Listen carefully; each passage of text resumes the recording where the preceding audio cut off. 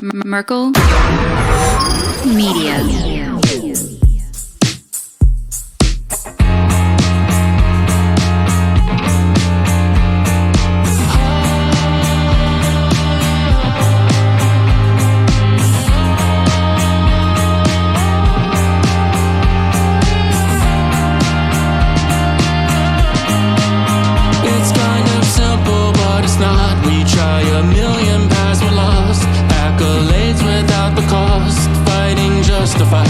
I'm exhausted, looking for everything in the shadows. Start looking at people like they don't matter. I'm waking up to the fact, more than a little bit shallow. I'm lost down this hole, but I don't wanna. I'm lost down this hole, 'cause I'm just trying to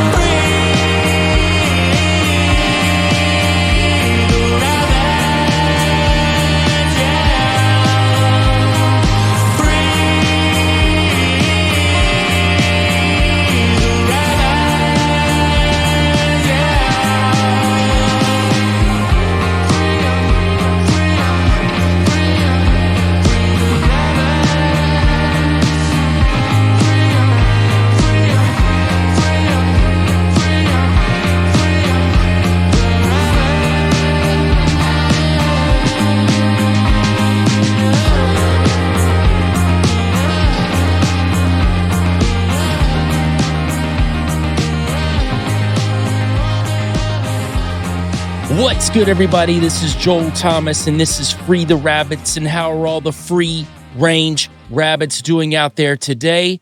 First off, I want to say thank you to everyone who's been giving a 5-star review. It has really helped the show grow because it allows the show to get deeper into the algorithm so people that don't normally get a hold of the show can get a hold of the show. So, in saying that, if you've been listening to the show and you haven't given a 5-star review, please go do that now before we even get started. And if you're new to the show, well, listen to the show first. And if you feel like it deserves a 5-star review, please give it a 5-star review at the end of the show. Also, for people who have been asking how they can donate to the show, well, there's a couple of ways. First, you can go to buymeacoffee.com/freetherabbits. You can give a one-time donation there, or you can set yourself up for a monthly donation. Also, you can go to YouTube, where we have YouTube memberships. We have 3 different tiers. We have Nephilim Portal Baby, Nephilim Hunter, and Good Nephilim.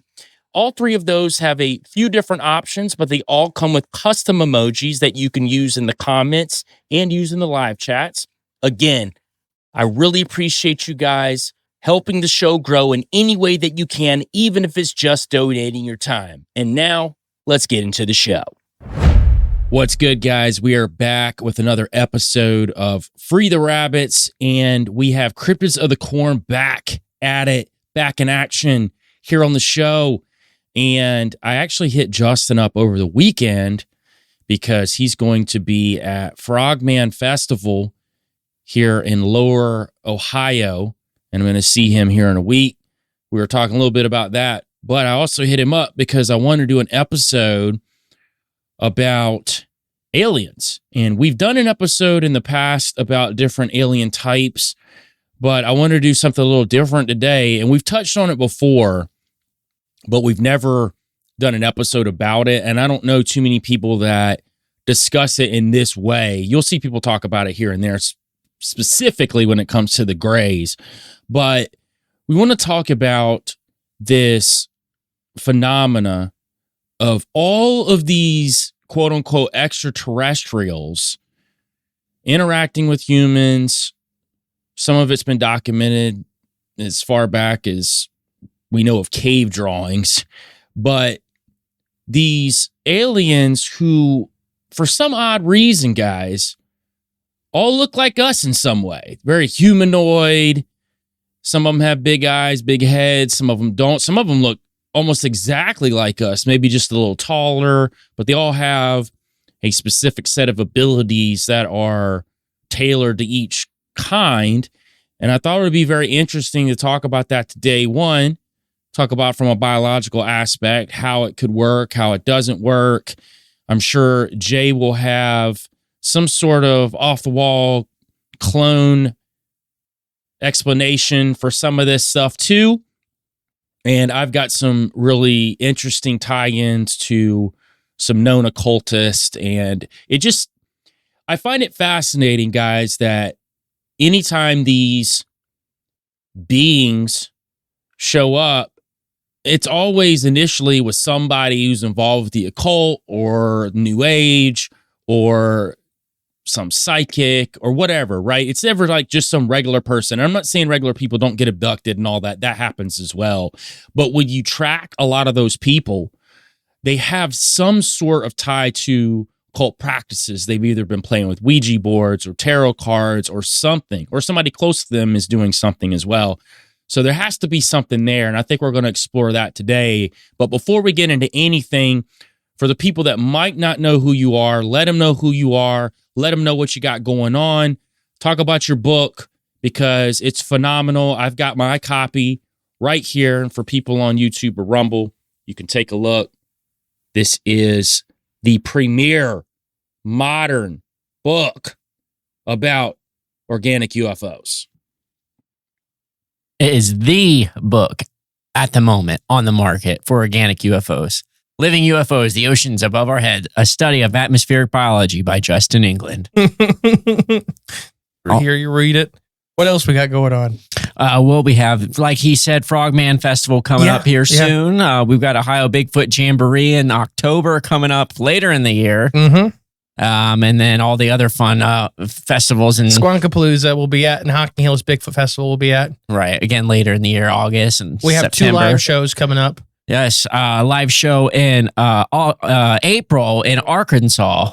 April 5th, North Little Rock, right? Mm-hmm. With Drunken Cryptids podcast. I'm Matthew Orton. Yeah. And then Michael in May. Michael Thompson in June in Ada, Ohio. June is at 15th, I think. Tickets, you can get tickets to both events online at our website at cryptsofthecorn.com. Come see us live. Anything else?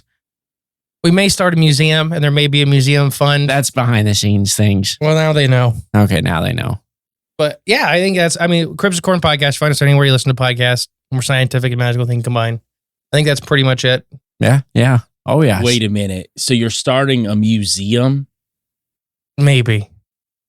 Well, that seems very convenient because you have a J clone who works at the Smithsonian. So what are you guys going to be showcasing at this museum?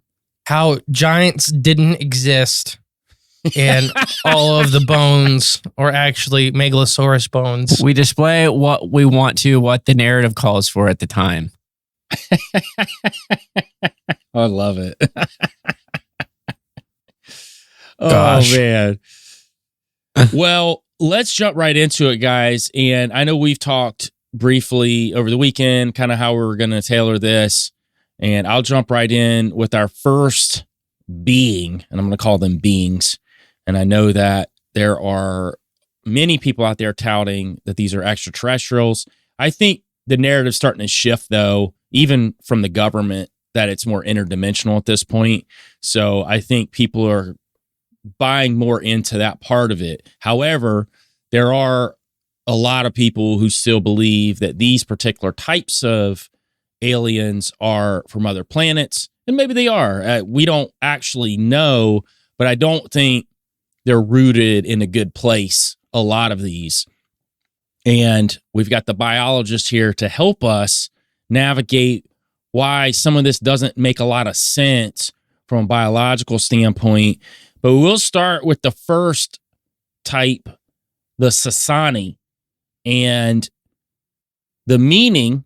And again, these meanings of these words are being dictated by the beings themselves. And I actually did a little research on some of the etymology on some of these words, which I'll talk about today, which it's very interesting when you dig in some of the ancient texts, when you're looking at Aramaic or Hebrew or something, and you pull up the word and you said, whoa, that's not really what that word means, but it does mean something weird.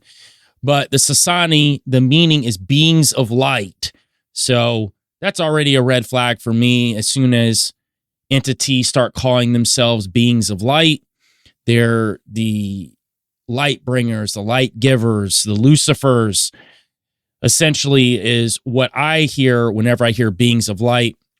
They're a humanoid extraterrestrial race who lives on the planet Sassani near the Orion constellation, approximately 500 light years from Earth.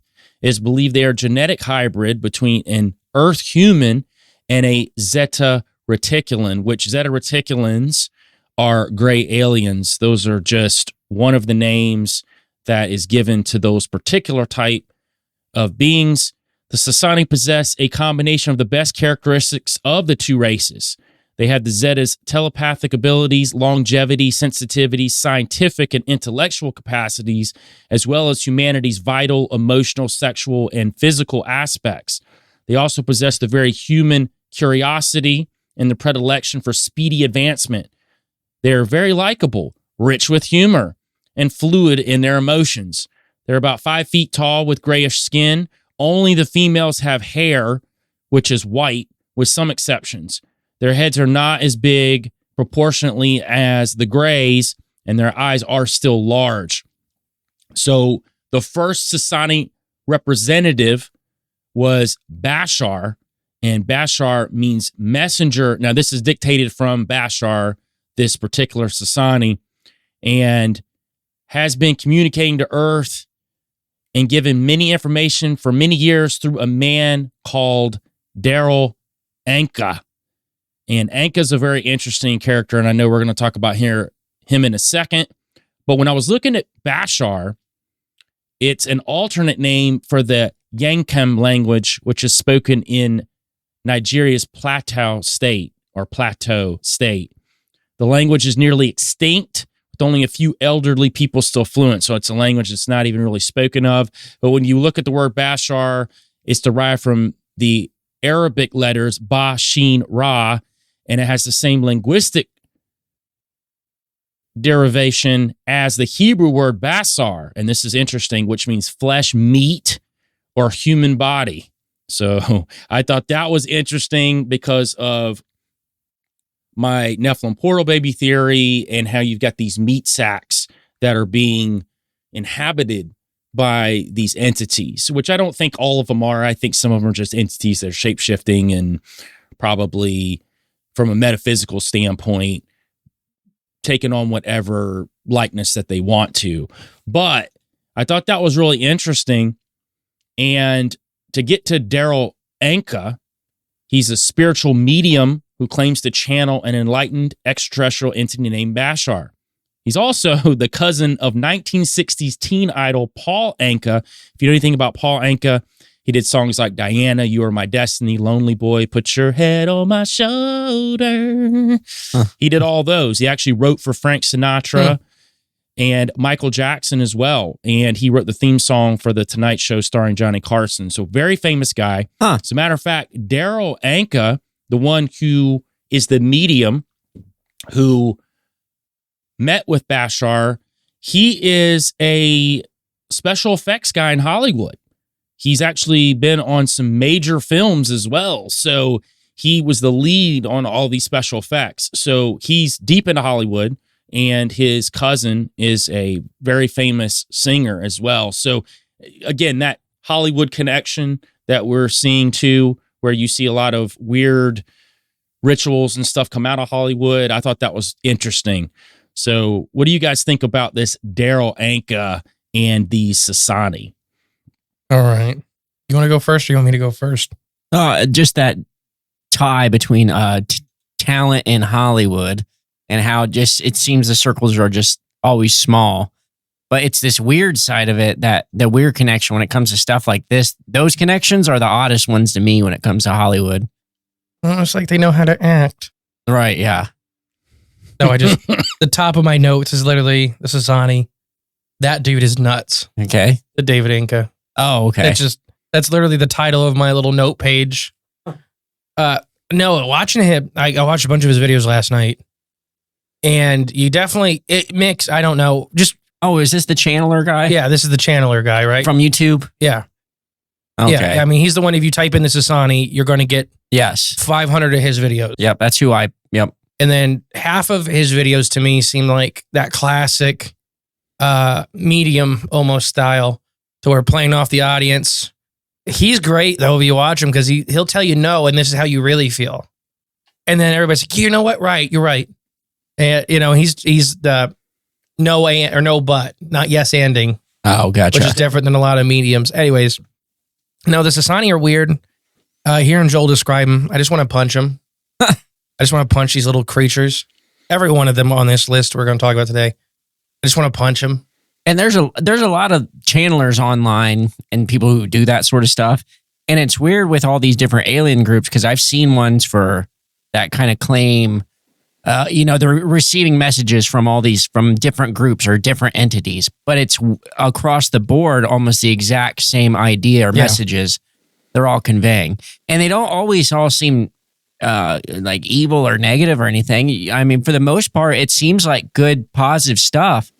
But once I realized multiple people were saying the same thing, yet all claiming to be from separate entities, that was a little weird to me.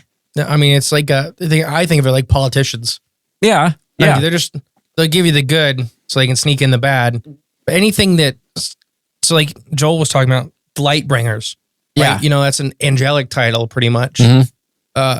As far as I know from my reading and everything like that, angels are never afraid to mention that they're angels. Mm-hmm. They don't go around the back end and do all this weird back and forth of, no, we're light bringers. We're these, we're guardians. Be not afraid, Bringers of the dawn. Yeah, no, they look like stars, they are angels. So this whole thing, I mean, these type of entities, these big-eyed hair, we've had people on our show that have talked about it that weren't Christians and prayed when they were dealing with these type of entities and they coil away.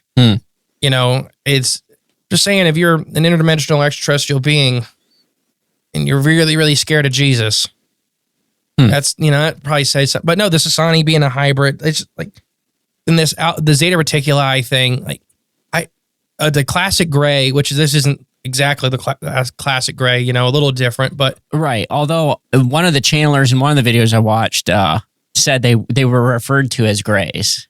I could see it. Like they look, but then he quickly turned around and says, but not the modern. He said, throughout time we've been known as the grays, but not the modern version. Gosh, it's like, oh, okay. He snuck that in right at the end real fast. This just seems like both sides. Like I think they're real. I think maybe these people are actually talking to something. At least some of them. David. I just forgot his name already. Yeah, help us out, Joel. What's his name? Daryl Anka. Yeah. I almost said the other guy we're going to talk about later. Sims. Daryl. Yeah. Daryl Sims been on the show many times, the Alien Hunter, and he kind of talks about the Greys as made beings, like Joel has in the past. These drones, because he as a kid he fought one and hit it in the face, and the eye cover came off. Oh, he grabbed the eye cover and pulled it off. Yeah. Anyways, I don't know. I think any entity kind of doing this back and forth around the way to talk to people and do these weird things. I mean, angels, if you're claiming, and I'm not saying these things have claimed to be angels, light bringers is just kind of, for me, synonymous with an angel or an angelic being in a way. So you're claiming that angels don't go this back around weird way. They don't want you to go make a public spectacle and charge $50 or $100 for a ticket to fill a room so you can talk to them and say that you were a gray in a different life. Or to get your YouTube numbers up. Yeah. I don't know. It just, and I don't know that guy. I mean, I really don't. It just, I just have hard feelings, I guess, about that kind of thing. Especially when I think that if he may not be lying, he may be believing what he is telling them. Yeah, he may be being lied to. He may be receiving transmissions. Yeah. But no, I don't think they're good. And I really don't. I don't think they're good. I don't think anything we're going to talk about today is probably a good thing. Mm-hmm. Yeah, I tend to go with what you guys just said when it comes to Daryl Anka. I know that there's a large portion of people who think that he's a charlatan and he's manipulating people for money. I mean, he is charging $99 to show up at his events where he teaches people how to connect to the Sassani, and he has Bashar speak through him while he's there. Hmm. So he will have this entity take over, and he will tell people things about themselves that only they know, which is very weird. Also, this entity knows a lot about science, and it really, and I'm going to talk about that here in a second, that really ties into the fact that Daryl Anka's not a scientist, so he wouldn't know these Right. precise geometric sizes and planet distances and light speeds, and they all match up. That's the crazy thing. That's the one thing that the detractors can't really understand that he's able to come up with. So I do believe that he's talking to something, and he believes what they're telling him. So I don't think that he's lying on that front. Now, is he being lied to by whatever's talking to him? More than likely. And I think as we go through this episode today, we'll see more and more how that works. Now, one of the interesting things about Anka was in 1973, he had a close encounter of the first kind with a black triangular UFO. And black triangular UFOs are tied directly to the Sassani. So they travel in these ships. Funny enough, their symbol is also a triangle. So, I had that in my notes to bring up. which is, that's tied into many, many different aspects of the occult. But Anka actually talks about it and said, I had a close range, broad daylight sighting of UFOs with witnesses present both times. At each sighting, we saw a dark, metallic, triangular craft about 30 feet on each side. There were 3 blue-white lights, one on each point, one orange-red light in the center. The craft in the first sighting was about 150 feet away, and the second sighting only about 60 feet away. So it kept getting closer. So 10 years later, he hasn't met Bashar yet. He doesn't even know about the Sassani, but he's had 2 major UFO sightings. 10 years later, he meets a channeler and he begins to study the practice. And through the practice, he becomes attuned to an extraterrestrial presence named Bashar.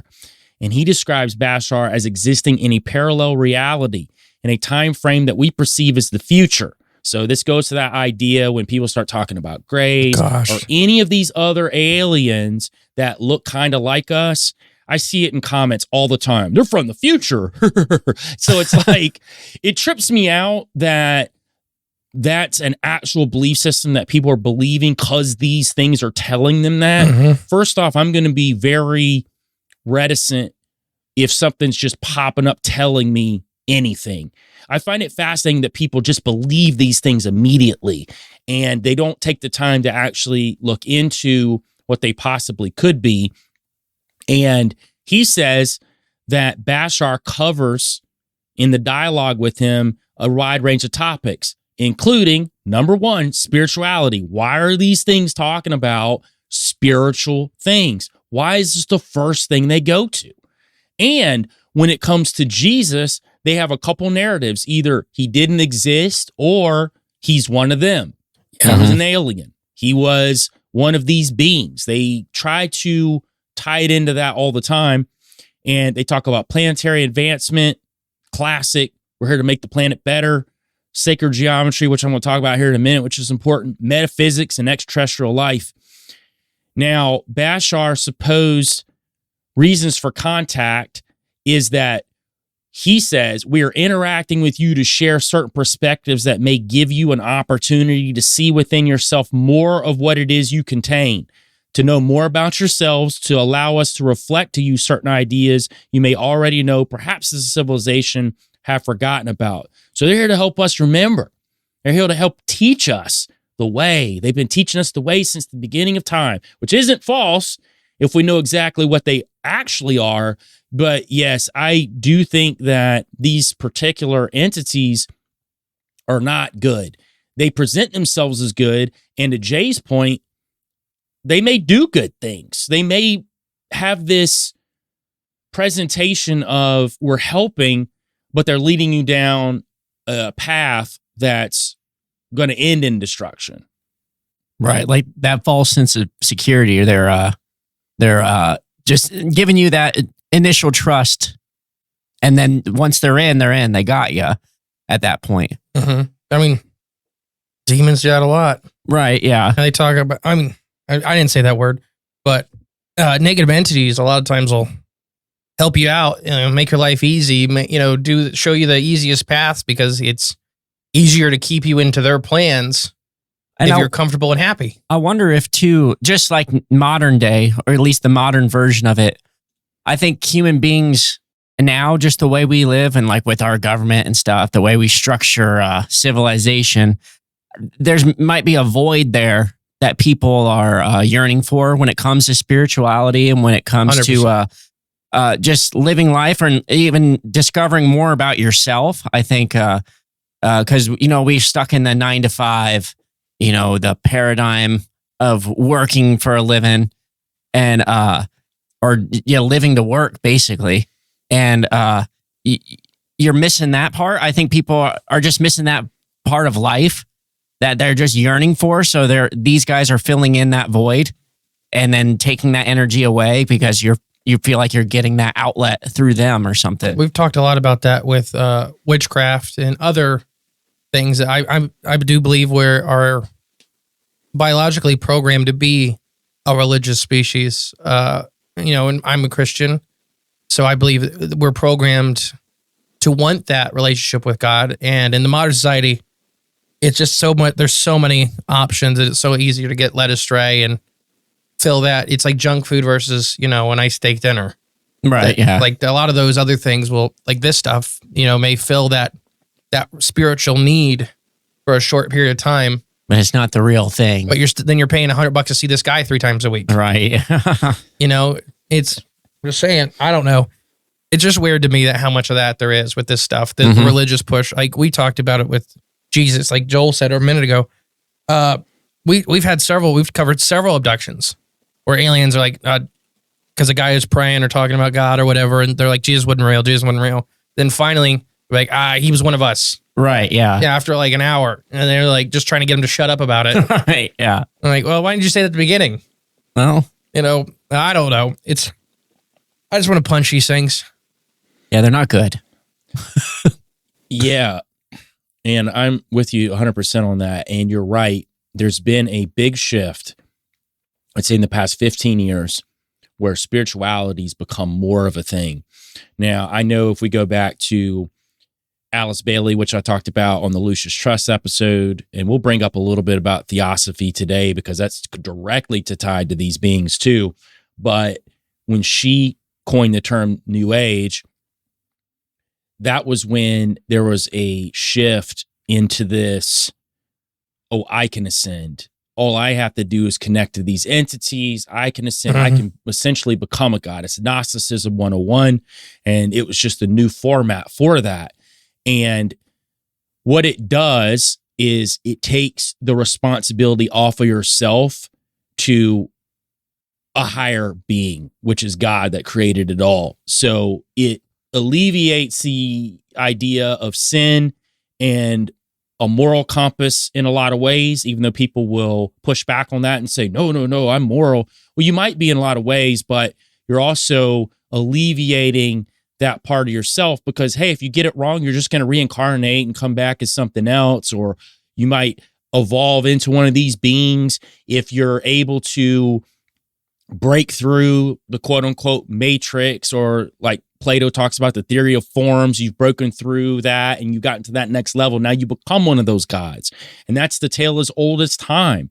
That's essentially what Lucifer has been trying to spin to mankind since the beginning. You don't need God. You can become God. You can be what Jesus was, because Jesus was just a good prophet. He had powers, and he was just one of these ascended masters. And this is exactly what these beings are. They all come off as these ascended masters here to teach us. And it ties directly into, we were talking about sacred geometry. And sacred geometry ascribes symbolic and sacred meanings to certain geometric shapes and certain geometric proportions. It is associated with the belief of divine creator of the universal geometer. The geometry used in the design and construction of religious structures such as churches, temples, mosques. You'll see it in pagodas, holy wells, mandala gardens, all these different things, you'll see this geometry, right? And I believe, like Plato said, God geometrizes continually. And that's the idea that God created the universe according to a geometric plan. Well, what are these beings always talking about? Everything's in shapes. Why are they always in triangles? Always. There's some sort of triangular motion, these ships. And everything that they do has a certain order to it.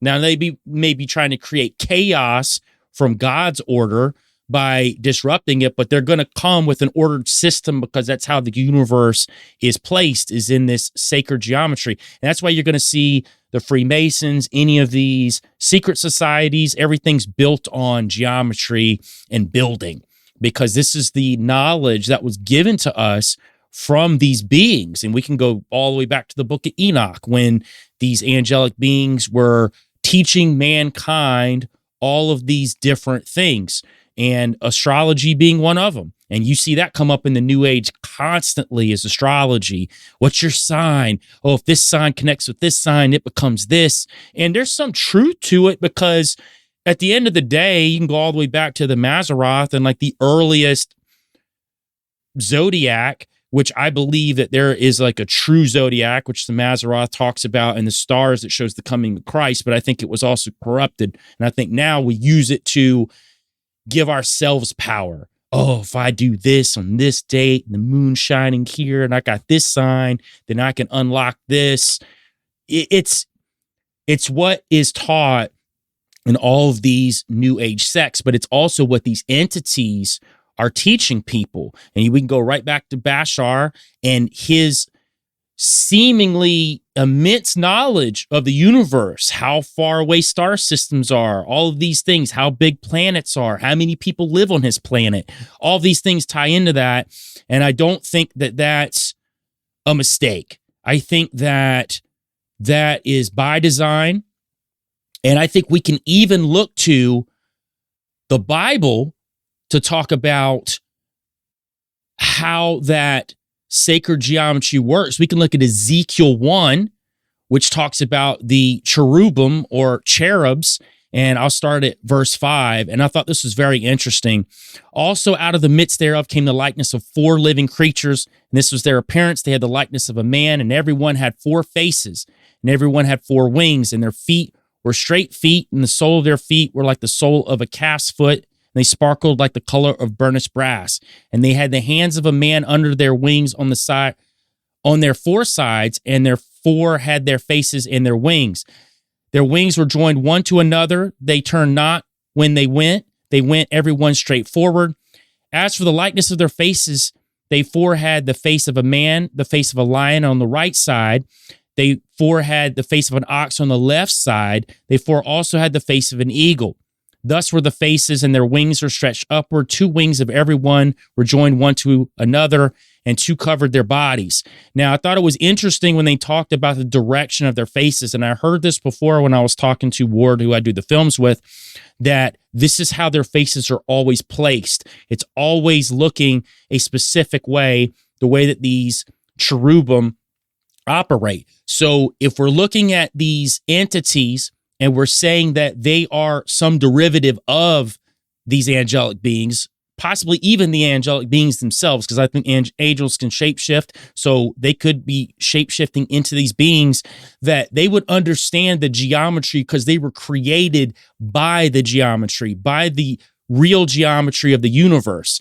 And you know, that's something that you and I talk about all the time, Justin, is the construct of the way that the universe was created. It's in perfect order. It works a certain way because it is built by 100%. A type of geometry. And I think that that's why these beings come with a certain type of order when they're trying to teach mankind, because it's what they know. They might be corrupting it, but it doesn't mean that it doesn't exist. And I think that that's exactly what these beings are doing. And Bashar, the Sassani, is specifically talking about sacred geometry and how the order of the universe works, and how that he and the other Sassani can teach mankind how to ascend by using this geometry, really a corrupted version of it. Yeah, I mean, I agree. I think the way I explain it to people that aren't really into this, it's kind of like computer programming. When God built the universe, he was very, very meticulous with, I guess you'd say, the code. And these beings, being a higher level of existence, I guess, than we are, they can see behind the code and show you how to manipulate it.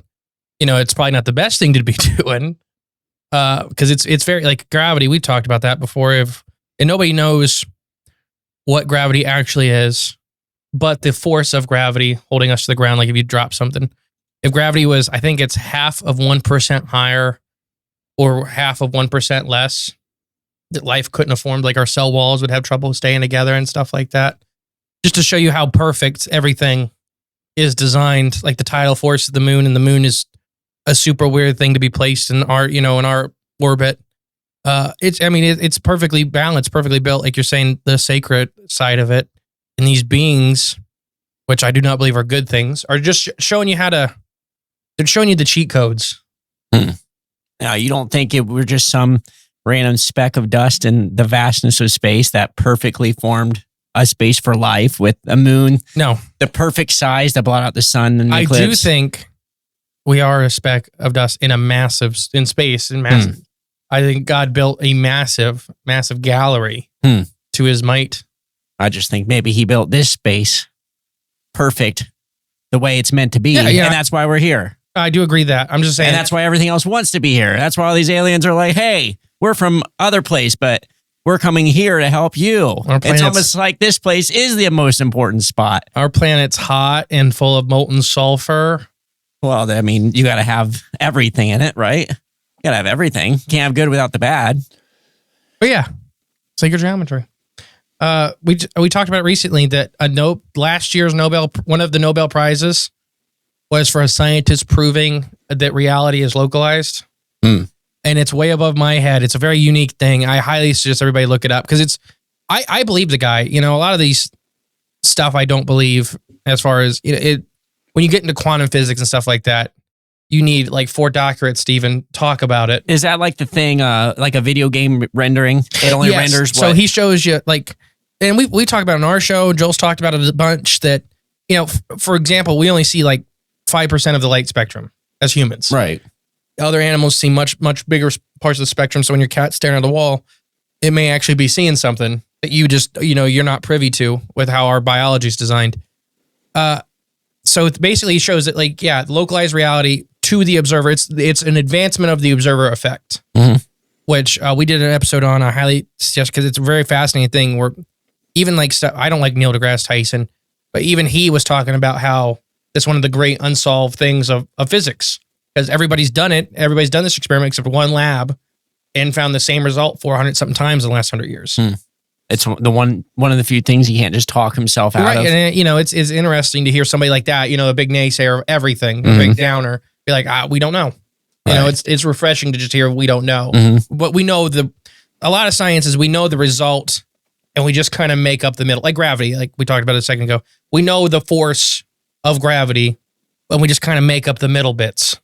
And I'm wondering too, with sacred geometry, I always thought with you and I, like human beings, we have a certain flow of energy that always goes through us. And then every sort of living thing on Earth has that flow of energy through it. Even inanimate objects have energy flowing through it. And I wonder if sacred geometry just kind of complements those energy flows that we just can't see, that are invisible to us. I think it's built into our biology. I really do. If you look at you ever seen the snail shells? I'll just say it is. Sorry. Look at our fingers. I mean, that has those proportions built into our body. Like the Vitruvian Man represents that. That Da Vinci drawing represents sacred geometry in it. You ever seen those 2 snail shells that screw together perfectly? Yeah. One's from the Atlantic, one's from the Pacific. Ain't that nuts? Because they grow inverted, but it's the same geometry. It's the same geometry for the shells for these unrelated snails. Just the inverse of it. Yeah. Yeah. But yeah, hopefully that's what we were supposed to talk about. No, that's great. I mean, that's exactly what I'm talking about. And it leads into this Bashar 5 laws of creation. So he's given Anka these 5 laws of creation to tell his followers. And number 1 is you exist. So that ties into cogito ergo sum, which means I think, therefore I am, which is from Rene Descartes. And he's frequently hailed as one of the most influential thinkers since Socrates, nicknamed the father of modern philosophy, was personally responsible for the discovery of analytic geometry and other mathematical concepts. So he was directly tied to geometry itself. And this goes right into the first law of creation from Bashar, is that I think, therefore I am, which is connected right back to sacred geometry. Number 2 is everything is here and now. You know, a lot of these vague principles, right? Oh, it can mean this, it can mean that. That's kind of what they do too. They give you an open playbook.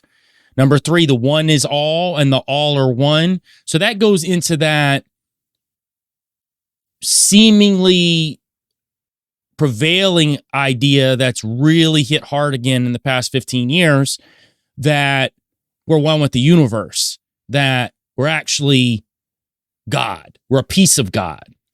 And I do believe that we're born with a divine spark, all of us, because we are born in the likeness of God. We know that from Genesis. So we all have that ability in our DNA. It's like you just said, Justin, it's in our DNA. The geometry's in our DNA. But we're not going to become God. We're not going to get sucked back up into this godhood, and we're all moving like these light beings. You know, the classic star seed, which we'll talk about star seeds here in a minute too, because that's another big one that's hot right now, as well as the idea that people are from Nephilim bloodlines, which I think people are, but I do think that people take on board these things to feel special. Oh, I'm from Nephilim bloodline. Oh, I'm a star seed. That's why I'm able to communicate with these things. And I'm not saying that you might not have a bloodline that has a proclivity to the occult or these beings, because I think that's for sure possible. But I think a lot of times people get so caught up in that part of it that they lose sight of everything else because, oh, I'm special. I'm more special than everybody else because I have a Nephilim bloodline, or I'm a star seed. And I think that that's a dangerous road, because the entities can manipulate that. They can present themselves as angels of light. We know that Lucifer does. So they're not presenting themselves as evil initially. Sometimes they do. You know, when we're looking at reptilians or even greys, sometimes they do come off pretty cold and calculated and evil initially. But I'd say the majority of them, back to what you said early on in this episode, Jay, that they're presenting themselves as good. They're these beings of light that are here to help us. And number 4, what you put out is what you get back in. Well, that's true. I think that if you put out negativity, you're going to get negative things back. You put out positive things, you're going to get positive things back. So again, these laws aren't necessarily wrong completely, but they do twist things that we know as good things. And the last law is everything changes except the first 4 laws. So that's a very Gnostic Oh my viewpoint. gosh. Very Gnostic viewpoint that it's willy-nilly. Do whatever you want. And you'll be all right in the end if you're trying to ascend. As long as you're listening to these ascended masters, these Mahatmas, these secret chiefs, which we're going to talk about here in a second. That's exactly what it is. It's this, listen to us, we'll get you to where we are, and then you'll ascend and you'll become a god. First off, those are so vague. Yeah. Very vague. But doesn't that just sound like, I forgot the word, like, not a medium, but the ghost shows where they'll talk to your dead relatives. That's all I could think of when he was talking about, like, Was that John Edwards? I'm getting somebody with a J name. Right. Oh, my Uncle Jack just died. Your Uncle Jack is calling from, Right. Yeah. I just, vague. And like Joel said, I don't think a lot of these things are wrong or even. Yeah. That's where I think it's tricky. Yeah. It's so vague that you can make truth out of it. You can find truth in any of it and believe it, because I think people want to believe in something. And when you get an entity talking in your ear. It makes you feel special. I mean, Joel brought that up. You know, it's just when they're talking to you, and like the guy, I know I picked on him a lot. That's talking to these things, but he may not really be bad. He may, really believe what they're selling him. Oh yeah. And so, even though, in my opinion, he's probably doing bad things, he may not realize he's doing bad things. He may, he may genuinely feel like he's doing good things for people. But it's the devil knows the Bible the best, and warp scripture to get through what he wants. Right. I think these things probably fall in a similar vein, like we've already been saying this whole thing, that the stuff that they're quite selling isn't quite bad, but it's just vague enough that you can interpret it into however you want to live your life. And that can lead you down some bad paths. No, I completely agree. And this planet, this Sassani, where they live, the meaning behind it, and this is, of course, what Bashar is telling the people, place of living light. And apparently there's over 300 billion of them that live on this planet, which is super crazy. But that's what he's telling them. And I just find it fascinating that everything rolls back into the light. This is the place you want to get to. You want to get to the light. You want to become a light being. And honestly, that's exactly what they're selling, that you're going to become us. And Bashar even says miracles are not the exception to the rule. They are the natural, true order of things. And I typically agree with that. I think that a lot of the strangeness and the weirdness that happened on in early civilizations and early man, I think that was partially due to that sacred geometry of our brains, probably both hemispheres working in tandem together, because they don't work in tandem anymore. They work separately. So early man may have been way more in tune with what we would consider miracles now. It might just be they were more in tune to the spiritual world. So this is what these beings are selling. They're trying to get us back to that, but they're also just slightly shifting you down the wrong way. But a slight shift down the wrong way, at the end of that road, you're way off from your mark where you should have been, because every little inch just keeps taking you further and further away. And I do believe that that's the mission for a lot of these beings. Yeah, some of them come off super aggressive, and we're going to definitely talk about the Greys today, but I do think that, to Jay's point earlier, that yes, that they are trying to present themselves as good things. And as a matter of fact, part of the vision, I don't know if you guys went to the website that Anka runs, but he talks about, we strive to be a global leader in facilitating fair exchange, ensuring the profound teachings of Bashar are accessible to all. And that just leads right back into Alice Bailey and what I talked about before with the Lucis Trust, that it's all about globalism. What is it about this idea that, oh, we got to build this global community? Oh, we all got to be together. We need like one order for all. They're all teaching that, which is super weird if you want to go down the road of the classic NWO New World Order, but they all say it. Some of them actually say the words New World Order. We're trying to build a New World Order.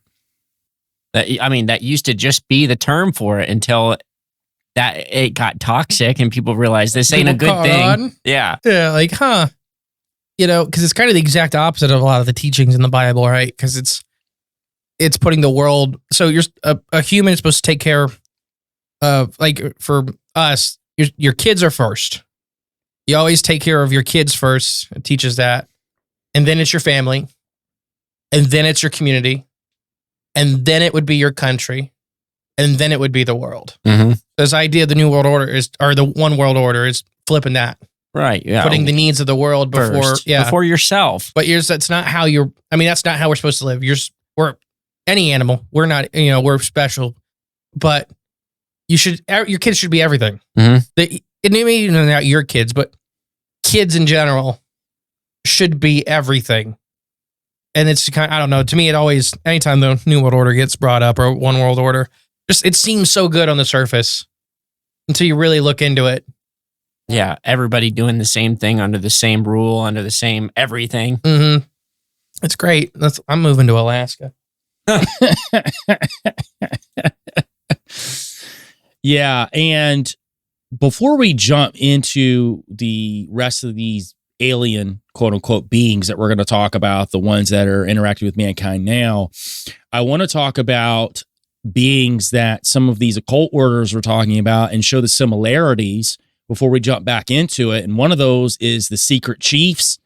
And in various occult movements, the secret chiefs are said to be transcendent cosmic authorities, a spiritual hierarchy responsible for the operation and moral calibre of the cosmos, or for overseeing the operations of an esoteric organization that manifests outwardly in the form of a magical order or lodge system. Some say that these beings are from an underground location such as Shambhala. So I thought that was interesting because we're definitely going to talk about how that a lot of these beings are attributed to not only interdimensional, but also underground, where a lot of these are seen. Now, Carl von Eckartshausen, he wrote a book called The Cloud Upon the Sanctuary, published in 1795, and he explained in some detail their character and motivations. This is the first time that the secret chiefs were talked about in book form. But Aleister Crowley also used it with his order, the AA, and he used it as the upper three grades. So if you got to the upper three grades, you would become one of these secret chiefs. Not only connect to these secret chiefs, which are these entities that are imbuing knowledge and all of that, but you would actually become one as well. And in the Hermetic Order of the Golden Dawn, Samuel Mathers, and I've talked about him plenty of times on this show and his connection to Aleister Crowley, but he claimed that he had contacted these secret chiefs independently, and that confirmed his position as head of the Golden Dawn. So that's how he took over the Golden Dawn, was his connection to these entities. Well, they sound a lot like what these people are meeting today. It sounds a lot like the Sassani. It sounds a lot like some of these other entities that we're going to talk about. They're from a higher order, an ascended order. We're here to help you become one of us.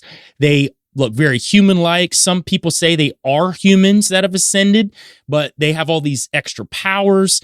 So I think it's fascinating, this connection between these high-level occultists that I've named, I'm going to name some more later, that are connected to these beings that seem and operate very much like what people are contacting now.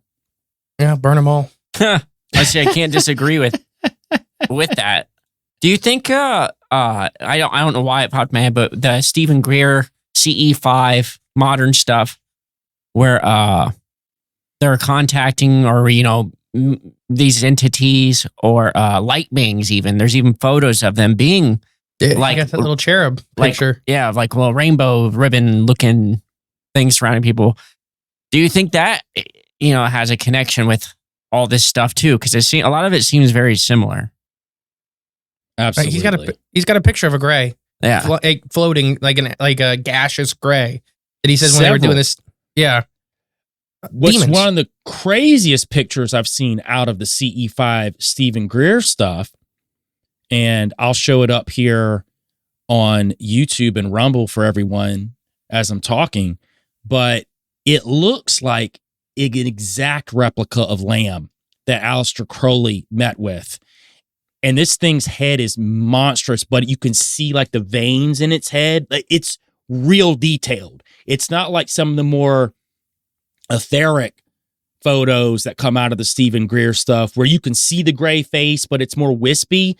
This thing looks like it's coming out of the shadows, and it's just staring, and it looks very real and physical. And I think that's one of the ones that really blew my mind.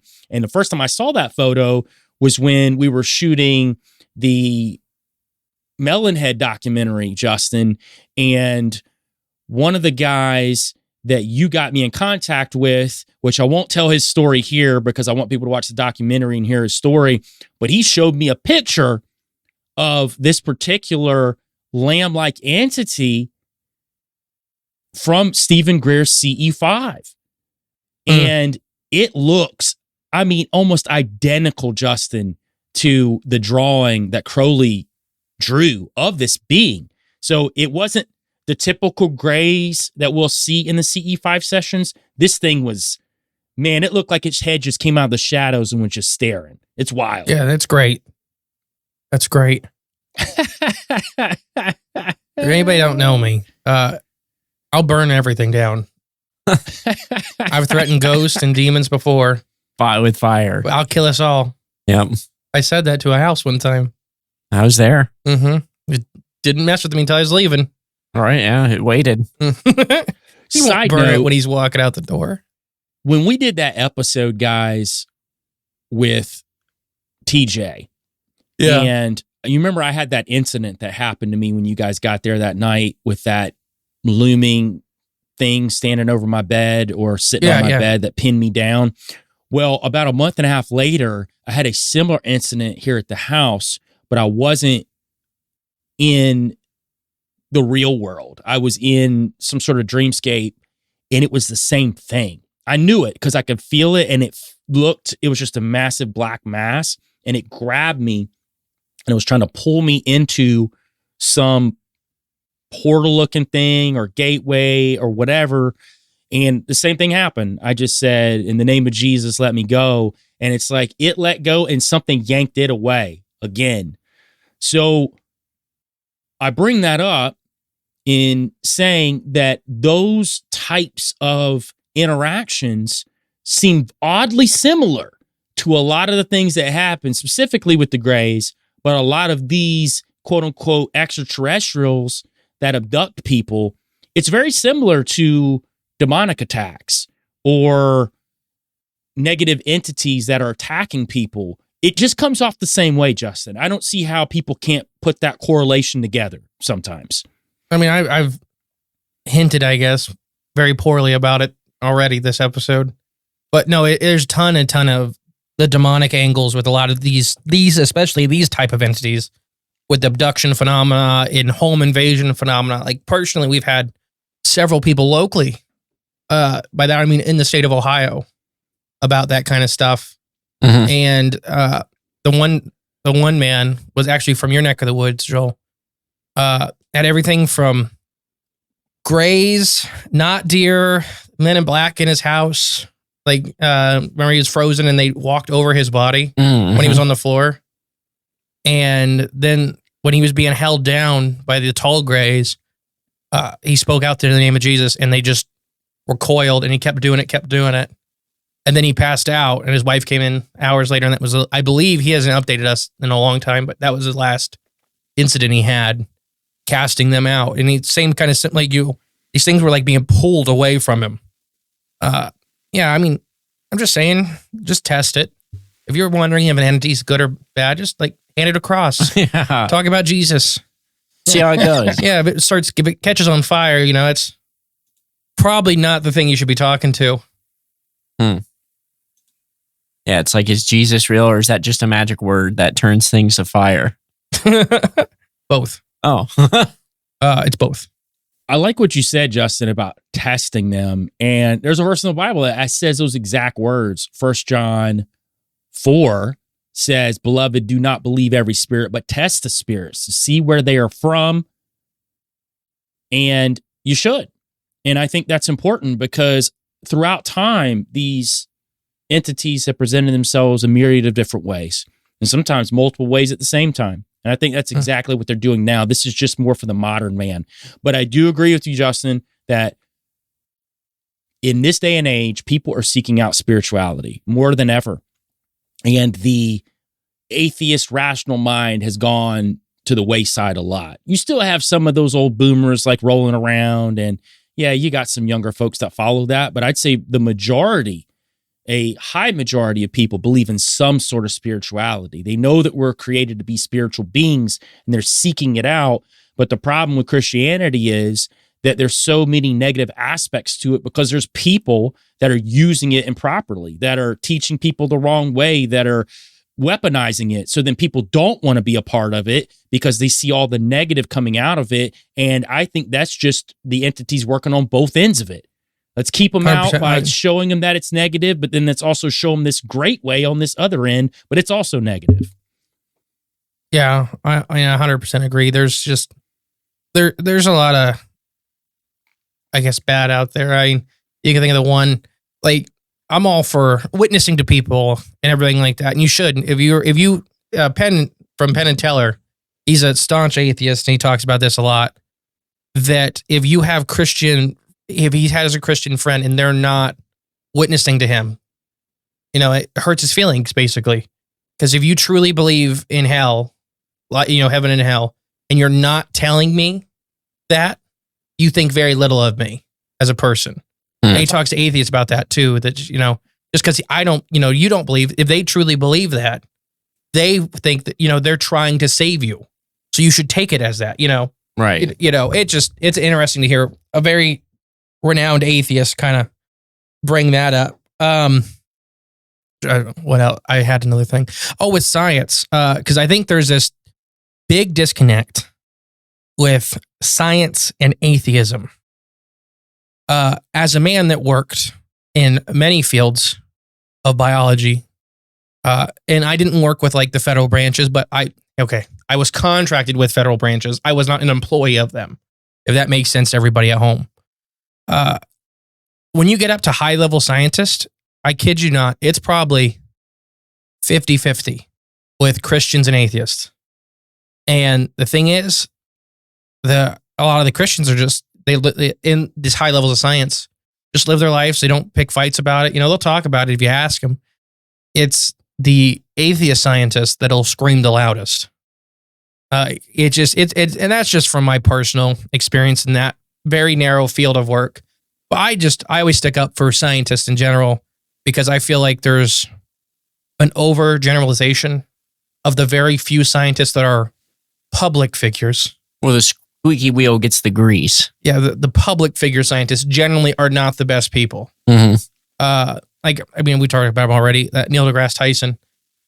I don't like him. I can't stand him when he talks. He's very negative about everything, like talking about Star Wars and, shooting that stuff down, or Jurassic Park. Like, nobody cares. Right. It's a movie. We're not here for the scientific aspects of Star Wars. Hey, but if he can prove a point. Or Bill Nye. And I hate Bill Nye for several reasons. That Not a scientist. There's that, but he also, I feel like when you're that big of a public figure to a whole generation, you are held to a different standard. Mm-hmm. And then he came out and started like his first big thing back was he's cussing at all of us. Right, yeah. And just like, well, Steve from Blue's Clues, when he came back, he apologized. I had to go to college. It was, I don't know. Different. As far as generational, I grew up with Bill Nye and I grew up with that stuff. Mm-hmm. And I feel bad for some of the scientists that are Christians they don't have to be Christian, but these scientists that are really open-minded in working on things, and they get lumped in with those guys. Bill Nye. Yeah. It's not like that. It's not like that. Mm-mm. I don't know where else I was going with that. I just feel bad for him, because I worked with a lot of those guys. I worked with plenty of really amazing scientists that are extremely open-minded. Yeah. It just muddies the water for people that really seek answers or, seek truth. And you got people like Bill Nye that they throw in your face, on TV, telling you what is and what isn't. And you're supposed to believe him because when you were a kid, he had a science show that taught kids science. So he's got to be a genuine, real person and not reading off a script of what they tell him to. It just, with all this stuff. It's ridiculous. Cryptids of Corn is... Oh, sorry. Go ahead, Joel. I read something recently where that most the tippy top of scientists believe that there is a God, that there's an order to things. Now, some of them will regurgitate what they're told to say and come off as atheists because they're trying to throw people off the path.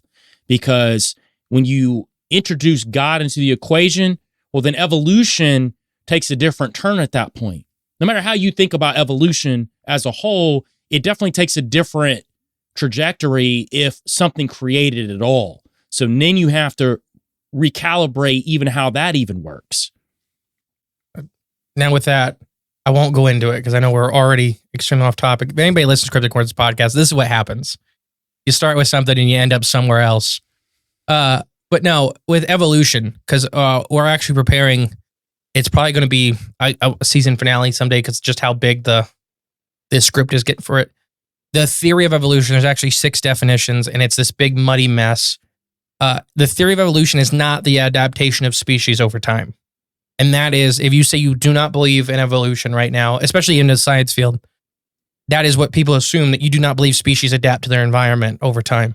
I 100% believe that. I think God gave all of the creation the ability, if the environment changes, God gave his creation to follow that change. There's many other, like, science can kind of write away everything if you let them have their one miracle. I think Joe Rogan that's one of his lines, is that science can write down everything, explain everything, make up everything, as long as you allow them their one miracle. Which is Big Bang. The Big Bang. Mm-hmm. Which I'm sure when God said, let there be light, there was a pretty big bang when that happened. Anyways. It's like when we're born or when we're conceived. When conception happens, there's a flash of light. There's a big bang. You know that? Yeah. That's what I said it. Okay. I'm just saying that you've seen the picture, the video. It's crazy to me that there's actually light production, and no biologist has ever been able to explain that. Well, it's zinc. Zinc. It's just zinc. That's what they say. No, evolution is just this big muddy mess that I feel bad for people, the average person, because they do not understand what that word means. And for anybody that maybe has a better understanding, they get belittled. Yeah. Because the average kid, in high school, you were taught about evolution for about 2 days. Mm-hmm. And it's that this theory of evolution is that species adapt and change their environment over time.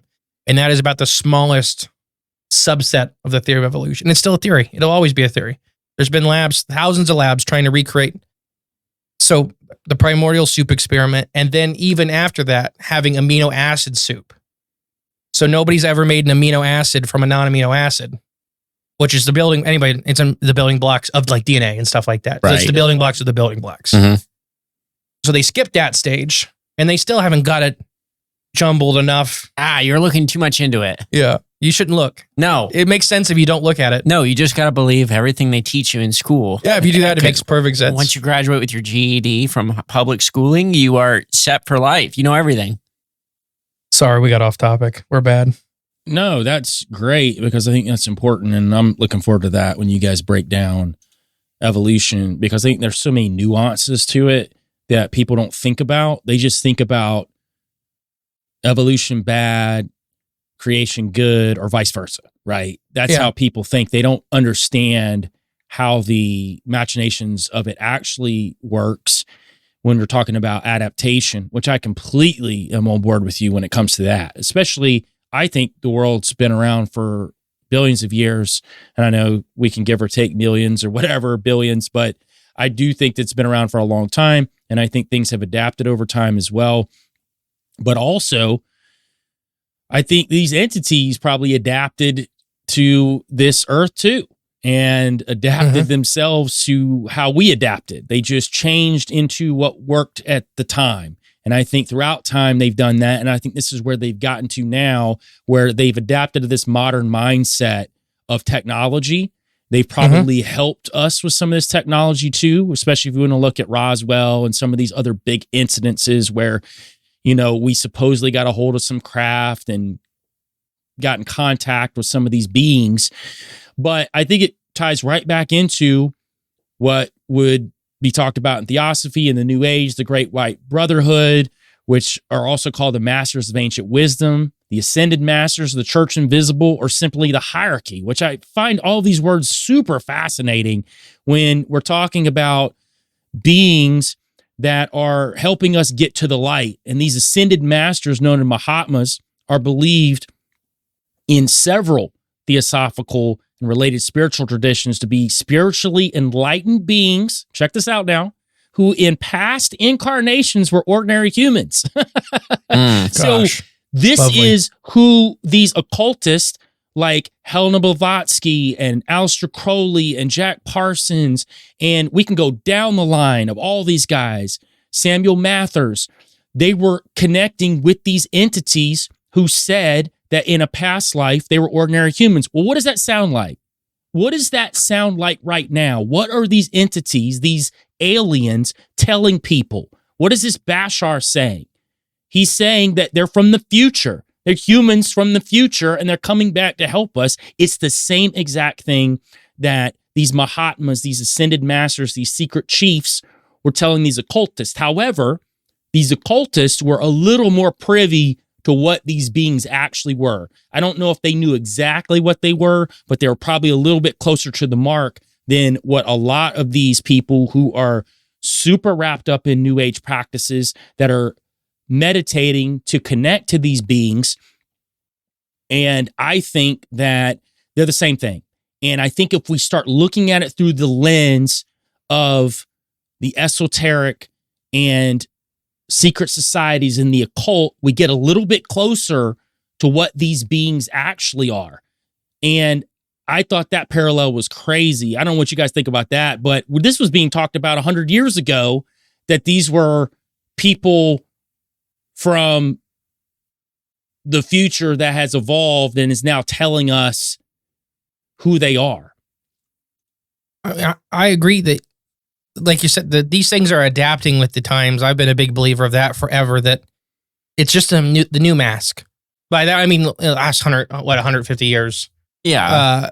But not, I mean, they've had this mask forever. If you look at Aboriginal paintings, there's grays in there. Well, they still talk about them. Yeah. But it just I think it's the modern day favorite mask. I guess I'll put it like that. Mhm. It's definitely the one, because it's what I talk about, I guess, and I don't know how Jay feels, but we brought it up a couple times that, well, why it's the same reason you don't see giant, grandiose miracles anymore. Christianity is a faith-based religion. So what's faith mean? You are believing it without substantial proof, I guess. You have to make the decision to follow. If God comes down and just talks to you, then it's not faith-based. You just seen God. Right.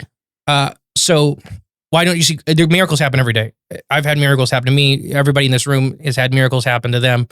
I'm talking about, the giant flaming swords over the sky, and, because we live in the age of cameras. We live in the age of, the internet transmissions and live streaming. Yeah, we're all like one phone call away from each other. Yeah, so I think demons had to do the same thing, where if you show up as a demon, that proves the other side exists. It's the same coin. So you still want to do your work in the world, but you can't look like that anymore. So what do? You put on this scientific mask. You're a scientist from the future. You're us, or you're an alien from an extra planet, all that stuff. Anything but the truth. Anything but the truth. Mm-hmm. What do you think? I mean, I agree with that. For the most part. Yeah, it don't matter. I don't care. Yeah, you can just over time, going back even to old paintings where you see like where grays will appear and things like that. It just seems like this idea or these beings have been around for just man's entire existence. It feels like always trying to influence us, always trying to get in your ear. And I think that maybe that's the important part, is just manipulating, who we are so we can't navigate it ourselves. They're constantly manipulating us, whether, under the guise of being good. But I don't think at the end of the day, like we discussed, I don't think at the end of the day, the end goal is not a good one. Yeah. And they're just always in your ear. And it's just not a good thing. I think it's important for us to recognize those patterns that keep repeating over and over in history, and being able to recognize it and just standing up for yourself, or going by your own judgment and not being influenced by these things or people that are repeating what these things are saying. I don't know. That was great. Thank you, Jay. That was really good. And not being that funny either. It's true. And I think as we move towards some of these other ones, like the Arcturians, and Arcturians, if you look up what they look like, they're in the same pantheon of the light beings, but they're like a blue version of the grays.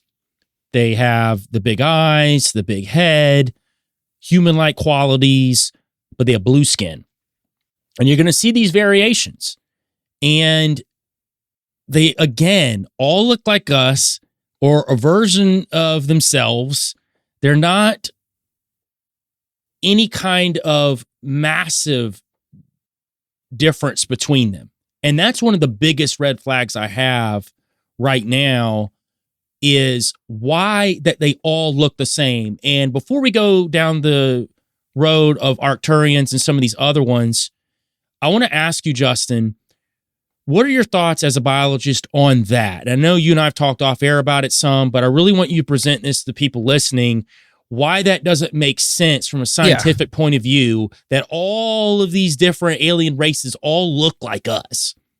Yeah, I would love to talk about that, because we've done it a little bit on our show, but I don't think I've ever really Explain why. explained it, because the easiest way to explain it is, on this planet, every living organism is a part of what's called a biosphere. It's the tree of life. So the tree of life, whatever your religious beliefs or non-religious beliefs are, we all share DNA. We share building blocks, whether you believe in a creator or not. It's the same thing. From a starfish to us to anything. So our biosphere, inside of that means flatworms and starfish and us all share DNA, and we look drastically different. So when we talk about sentientship, just for example, fingers, right? So we think fingers are very, very important for everyday human activities. They're not necessary. So if you just look at manipulating materials, an elephant is a very intelligent animal. How do they manipulate materials? They have a trunk. They actually have more muscles in their trunk than we have in our entire body.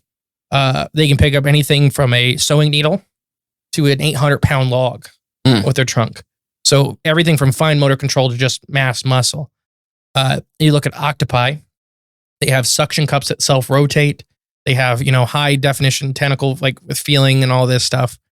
So that's in our own tree of life, how to manipulate materials. So the old thought was that it's called convergent evolution. So where that two species that do the same niche end up looking the same. A big example would be sharks and dolphins. They have fundamental differences, but roughly, if you just look at the body shape and how they move through the environment, it's very, very similar. But those animals are also distantly related to each other. But if you look at what it takes to be sentient and tool use, and look at the three species I gave, there's primates and there's us, they have the opposable thumbs and hands and fingers. When you look at but octopi have tentacles that look nothing, we call them armed, but they're alien to us. They very are.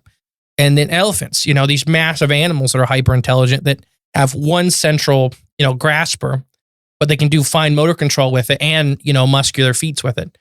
So just in those three animals, none of those look like us, but we have similar body, we have eyes, we all, an alien is from, a true alien would be from a different biosphere. So that could mean silicone-based life forms. So a lot of scientists believe that we're carbon-based life forms for everybody at home. That just means the very, very basic building blocks, the element that we're kind of built around is carbon. It's very abundant here on the planet. It makes sense. Silicone, though, looks like it's a lot heavier, but it looks like it would fit that same need. But organisms, we theorize it would come from a silicon-based tree of life, may have either rocky or crystalline appearances, may have, they live millennia for our year. They'd be probably like if you went to another planet with silicon-based life forms, you may not even be able to recognize these things are alive because they are so alien to you. And that is the next closest group to us from the periodic table. Even other carbon-based life form, like we have ironclad snails that literally don't have a stomach. They suck in hydrothermal acid, and they have bacteria in their throat that breaks it down to food, and they put iron into their skin. So that's another animal that's here. So I guess the short answer is, if a true alien, by definition, is a completely different biosphere, a completely different planet with completely different evolutionary keys, they should absolutely look nothing like us, even if they're carbon-based. If you look at our simple family tree, carbon-based life forms here have taken every shape imaginable. Convergent evolution is the rarity, not the norm. Because there's plenty of animals that do the same job that do not look anything like each other. Especially if you look at Earth's history, like the fossil record and some of these really what seem to be very strange designs, but make perfect sense for these animals. So having fingers, knuckles, elbows, the same digits, or maybe some of these greys have 4 digits, but a lot of them have 5. Big eyes, nostrils, a mouth in the same location. Those are called Hox genes. So that means we just talked about this, that for our localized group, it's the body plan. Hox genes don't mutate, they don't change. It's the rough shape. So if you look at a lizard versus a person, the rough shape is the exact same.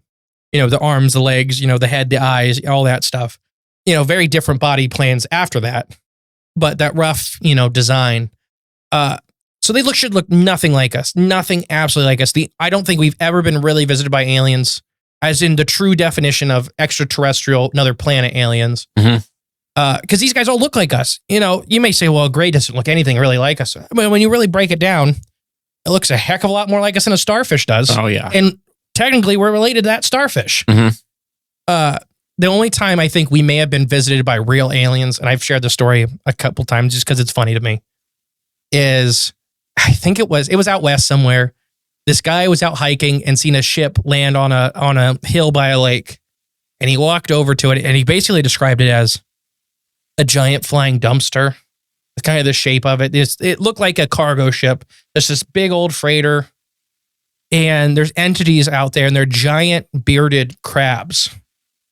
And they're just going and getting water and going back to the ship. And he walks up to him and he starts talking to him and they don't want anything to do with him. Leave us alone. You're on a backwater planet. We just need water. We're leaving. And then they left. That may have been, it's called carcinization, which is crabs have, loose term, crabs have evolved about 11 times throughout Earth's history. Of crustaceans, they're still all crustaceans, but there's other things like crab spiders that just happen. That's a good body shape. It's a good body plan. So that's just my little thing that I was like, maybe that one was real because they absolutely wanted nothing to do with the guy. And they look like giant crabs. Yeah, this fits. But no, aliens shouldn't look anything like us. We should be running into giant slime puddles. We should be running into cephalopod-like organisms. And that's just the ones you should have trouble recognizing them as alive in our definitions. I don't like NASA as an organization, but they talk about this when they start running into other extraterrestrial life on planets, or what to look for. Is that they have to train these people, like watching the rover photos, that life will not look like it is here. You're not going to see a scorpion running across the Mars desert. That one, if you believe the photos or whatever, we all have mixed opinions. That one photo of that on the Mars rover, there was like little white silica crystals on a rock that wasn't there the previous pass and it was gone. That could have been a silicon-based life form that just happens, it moves that slow. Or the geode-looking thing it ran over and cracked. That could be basically like a puffball mushroom for them. Yeah. But it looks like a rock. Right. Because it's maybe silicon-based. They basically would be these giant rocky things. Or if they have ammonia for blood, they'd be very different. But they could survive on like freezing temperatures. Like antifreeze. Yeah. Yeah. But yeah, so here's my 15-minute spiel about why aliens should not look like people. And some of these ones we're going to talk about are even a step further past Greys for looking like us. I think maybe as well is why we've gotten such a big push for these beings recently through the government and a lot of the people who are having these sightings, that they're either from underground or they're interdimensional. Maybe that's their new evolution with the times. Maybe that's how they can explain it. Oh, no, we've been here all along. That's why we look like you guys. Or we're from the future, or the future versions of you, which has been really hot here the past 5-10 years.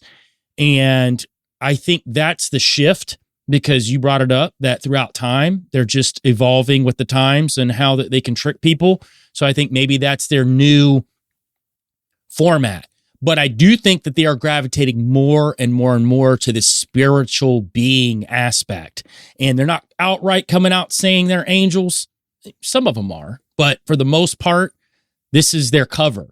We're interdimensional. We're from this other dimension.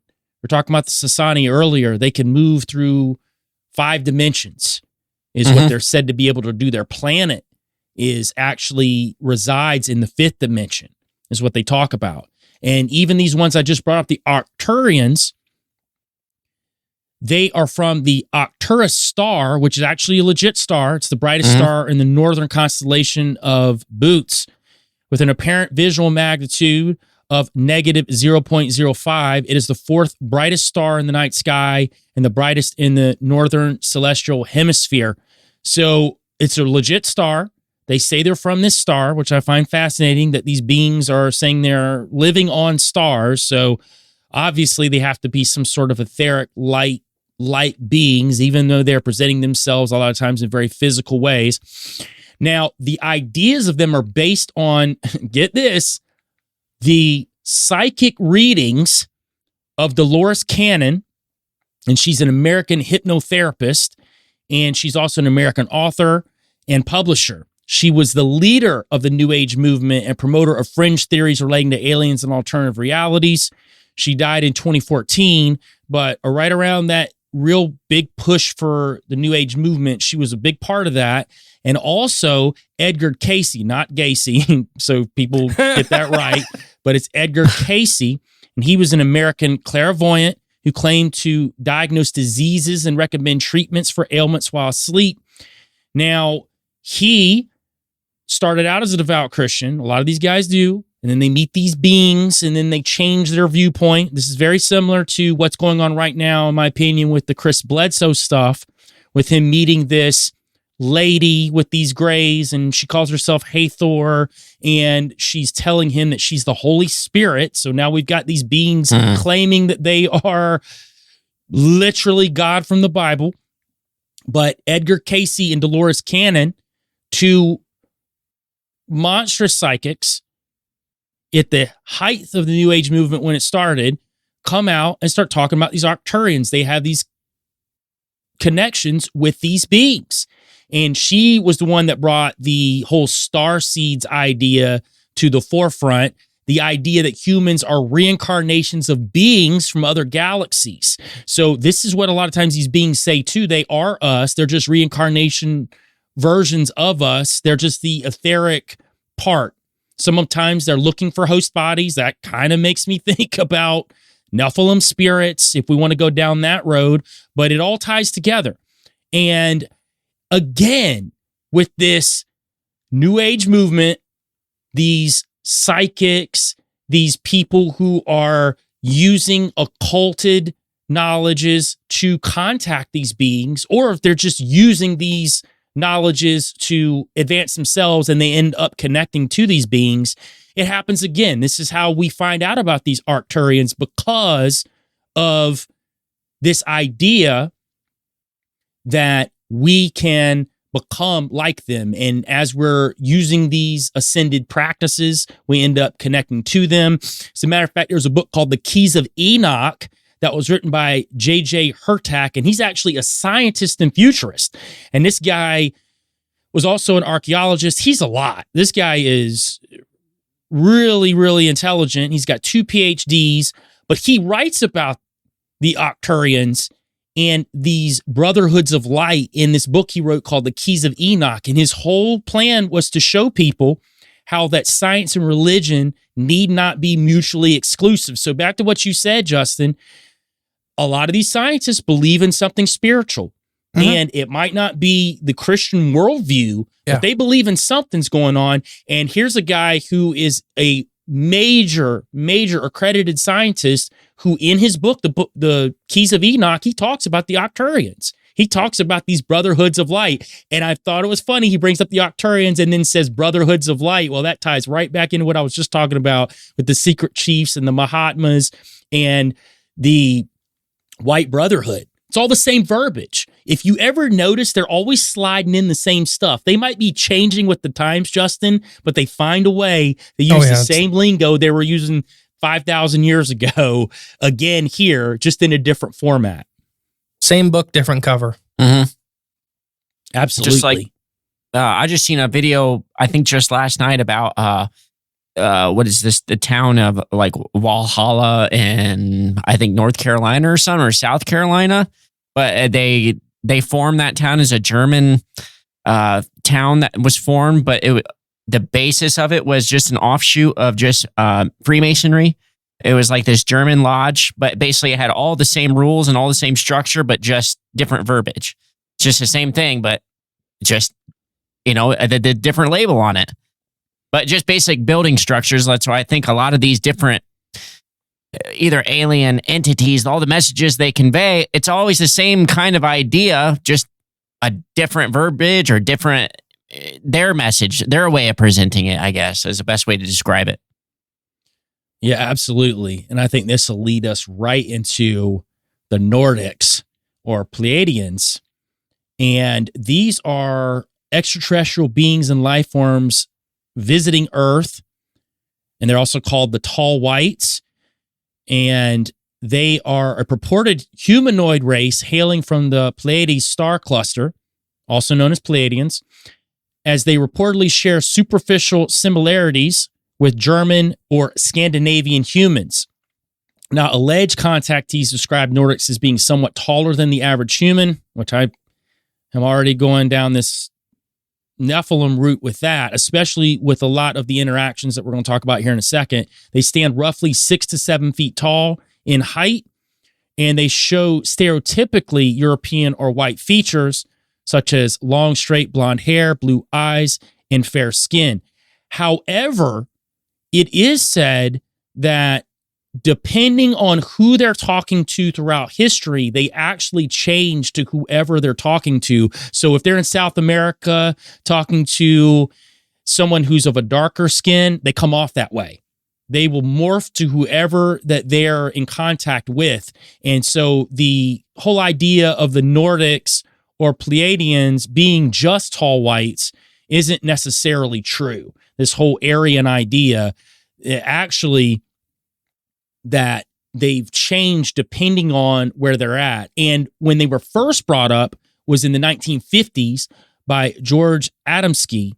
And he wrote several papers about his alleged contact with these beings. Now, obviously, people came out and said that he was lying, but he said he met with these friendly Nordic alien space brothers and claims to have taken flights with them to the moon and other planets. And around the same time, several other people started coming out saying that they also had contact with these Nordics or tall whites. But I don't think that just because Adamski was the first one to use that verbiage, that it was the first time that these Pleiadians or tall whites actually showed up. And I can tell you about one in particular incident that Justin and I beef about a lot is Admiral Byrd and his whole situation when he went to the North Pole. Now, I've had a lot of time to think about this, Justin, and I've gone back and forth about this for probably the better part of 3 years on was he telling the truth? Was he lying?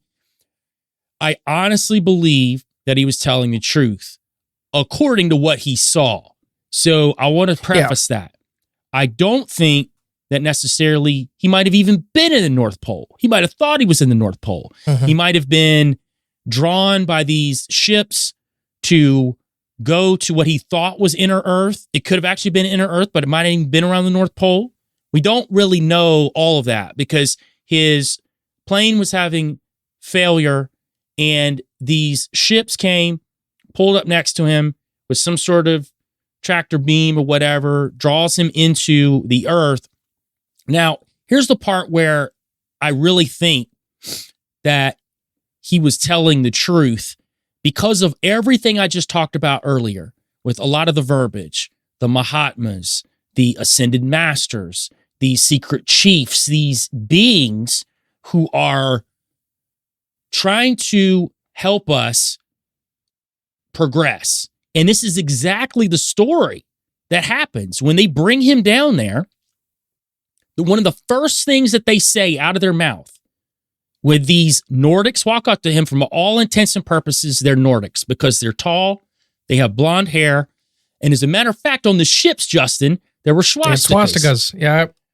Which I want to explain to people that the modern mind has attributed the swastika to a specific group of people who did some very bad things. The swastika's been around for centuries. That actual symbology has been around in many cultures before that.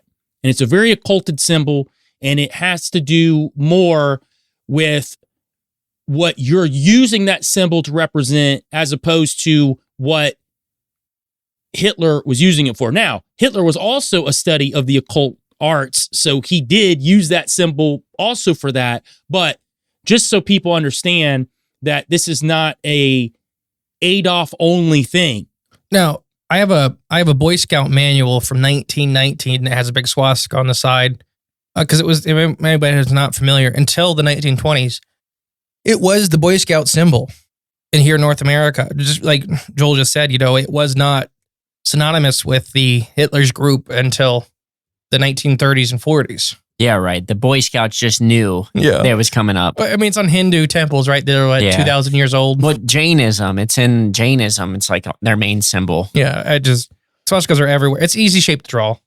Well, and you have to think that it started back as early as the earliest known language that we know about, the Sanskrit language. Mm-hmm. And it actually means well-being. It means good. So when you see the symbol, that's actually what it means. So when Bird sees this on the side of these planes, that's what they mean by it. So again, it was bogarted and used as a negative thing, but it never was meant for that. However, I think it goes back into, it was probably always kind of a negative thing, especially when we're looking at occulted symbols and what these beings are trying to use it for. They're attributing it to light, even though it has a deeper meaning that's not. 100%. Yeah, I don't know. My opinion changes on everything all the time with Admiral Byrd. Here's the thing that's going to help change your mind. So when the host comes up to Admiral Byrd, the first thing that he says is, "Have no fear, Admiral." It also reminds me, it's very similar to what angels say when they meet people. Be not afraid. Be not afraid. Have no fear. Have no fear, Admiral. You have an audience with what? The master. So he goes to meet this master. And the master says, "You are in the domain of the Ariani, the inner world of the earth. We shall not long delay your mission, and you will be safely escorted back to the surface for a distance beyond. But now, Admiral, I shall tell you why you've been summoned here. Our interest rightly begins just after your race exploded the first atomic bombs over Hiroshima and Nagasaki, Japan. It was at that alarming time we sent our flying machines, they call them the Flugerads, to your surface world to investigate what your race had done. And there's been many reports around those times with atomic bombs and even back to World War II and all these different wars that have happened. UFOs have popped up many times during wars. Even centuries ago, you'll see it in paintings. We know that many paintings in the Renaissance had UFOs in weird places of the paintings as well. So he's saying that these Flugerads went to the surface world, watched it, and the master says, "You see, we have never interfered before in your race's wars and barbarity, but now we must. For you have learned to tamper with a certain power that is not for man, namely that of atomic energy. Our emissaries have already delivered messages to the powers of your world, yet they do not heed. Now you've been chosen to be witness here that our world does exist. You see, our culture and science is many thousands of years beyond your race, Admiral. Of course, they're so much more advanced. They have so much to help us with." And obviously, Admiral Byrd starts asking, what does this have to do with me? And the master says, in 1945 and afterward, we tried to contact a race. Well, we know in the mid-1940s what was going on. Tons of UFO and alien activity was going on around that time. But our efforts were met with hostility, and our Flugerads were fired upon. Yes, even pursued with malice and animosity by your fighter planes. So now I say to you, my son, there is a great storm gathering in your world, a black fury that will not spend itself for many years. There will be no answer in your arms. There will be no safety in your science. It may rage on until every flower of your culture is trampled and all human things are leveled in vast chaos. Your recent war was only a prelude of what is yet to come for your race. We here see it more clearly with each hour. Do you say that I'm mistaken? So at this point, he sends Admiral Byrd back on his way and tells him to go talk to his people, which according to the story, he did. He went back and talked to the president of the United States. And some people even tie this into the Vril, which I've talked about the Vril on this show on one of my cloning episodes. And the Vril are also a very similar type of entity. Aryan, tall, blonde hair, blue-green eyes.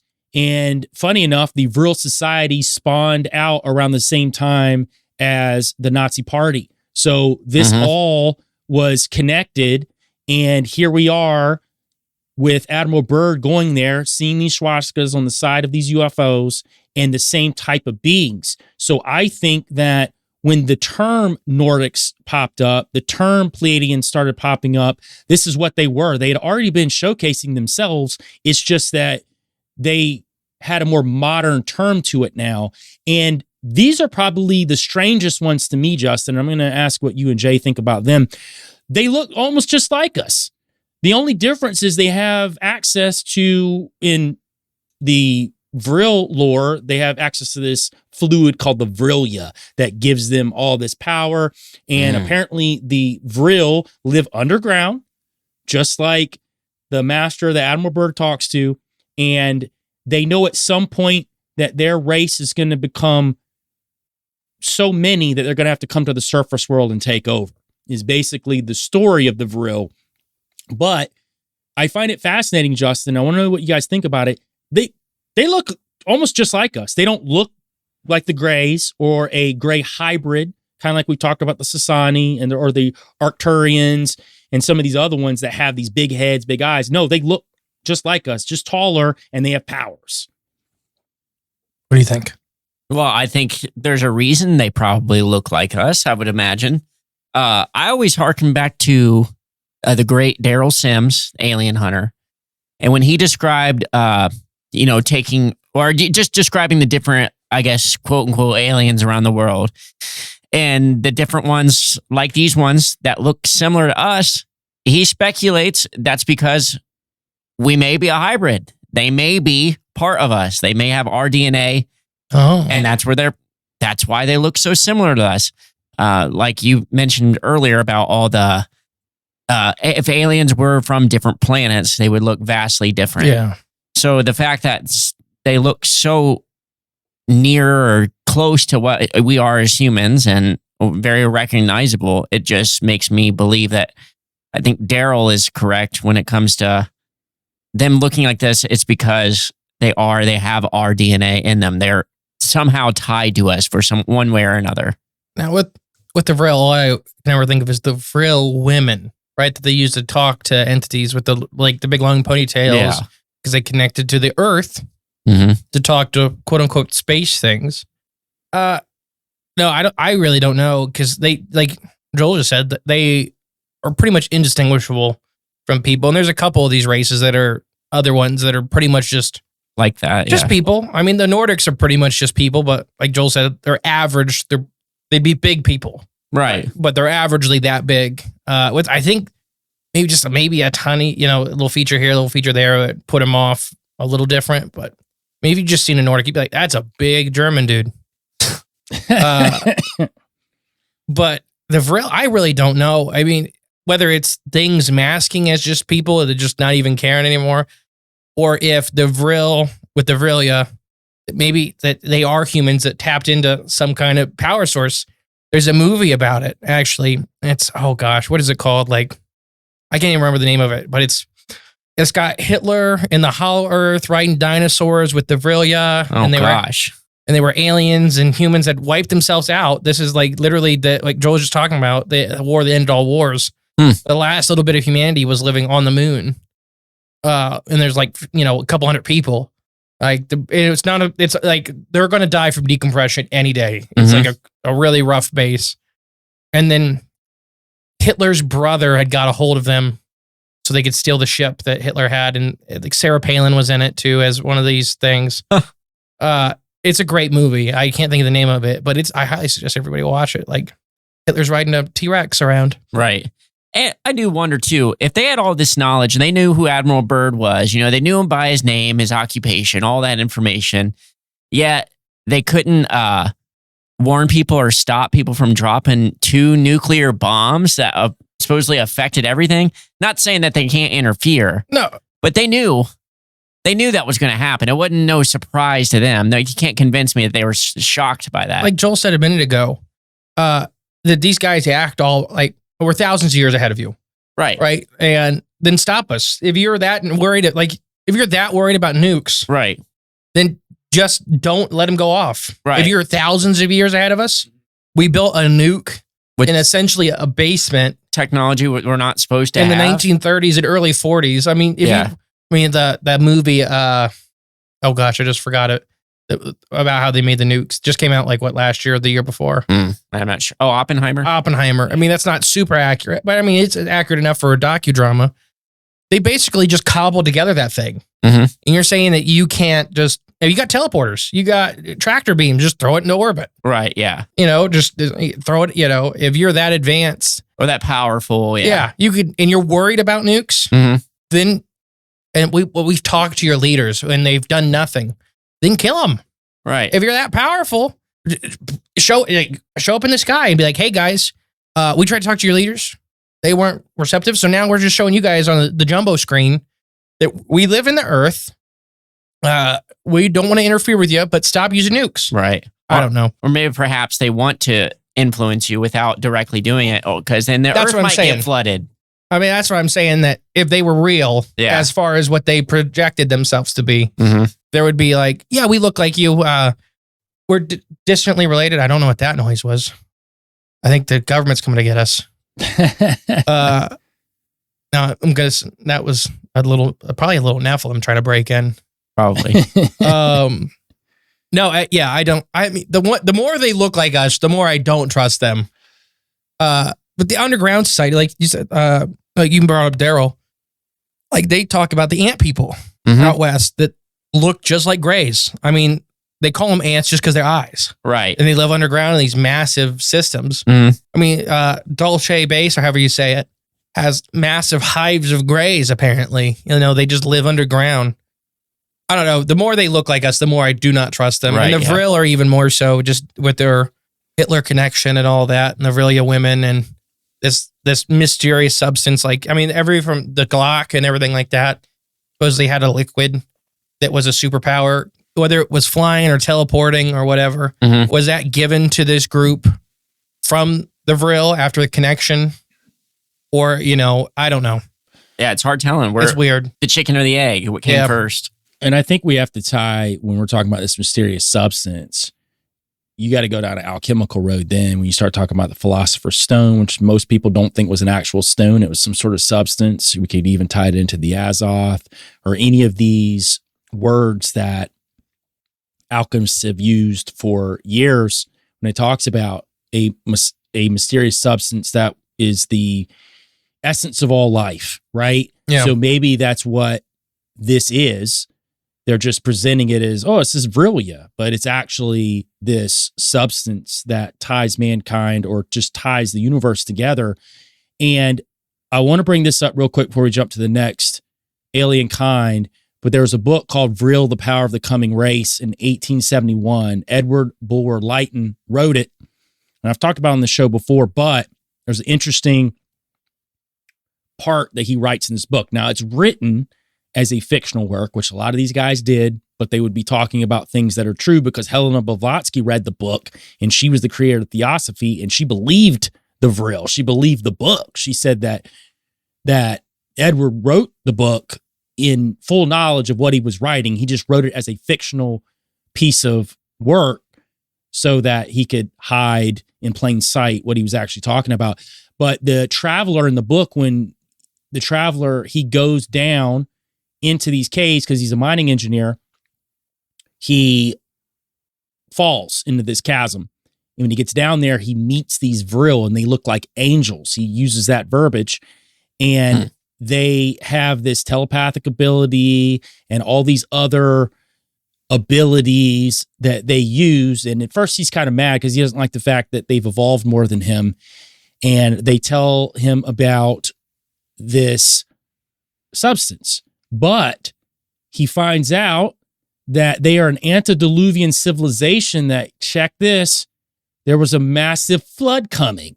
So they had to run and hide underground, their whole civilization, and protect their all permeating fluid, this Vrilya. And you were talking about the women. The Vril women are actually the stronger and larger of the men, and they get married for 3 years. And then at that point, the men can either choose to be remarried or stay single, and the females can pursue a new husband, but generally they never do that. They actually mate for life. And this is a story that he tells, but I think that the telling piece is we're an antediluvian civilization that was on this earth, and there was a flood coming. So we had to go deep into the earth and hide so the flood wouldn't wipe us out. Now, if we're talking about tall, humanoid, very, very human looking entities that are running from a flood, what does that correlate to at that point? Probably something Nephilim based, if we're thinking that the flood came to wipe out a lot of these evil Nephilim. It just made me think of that because they're telling the story of having to hide from this massive flood. Mm-hmm. Oh, it makes sense. And protecting their precious. Whatever that is. Yeah. But no, I mean, yeah, the hiding Vrilya. from a flood. Yeah. I mean, kind of talks about what that flood was supposed to wipe out. Yeah. I think too, like Darren Kuyu, that place in Turkey, that underground city they recently discovered. Was that the one that was buried on purpose? No, that was oh gosh, Göbekli Tepe. Sorry, I didn't mean that.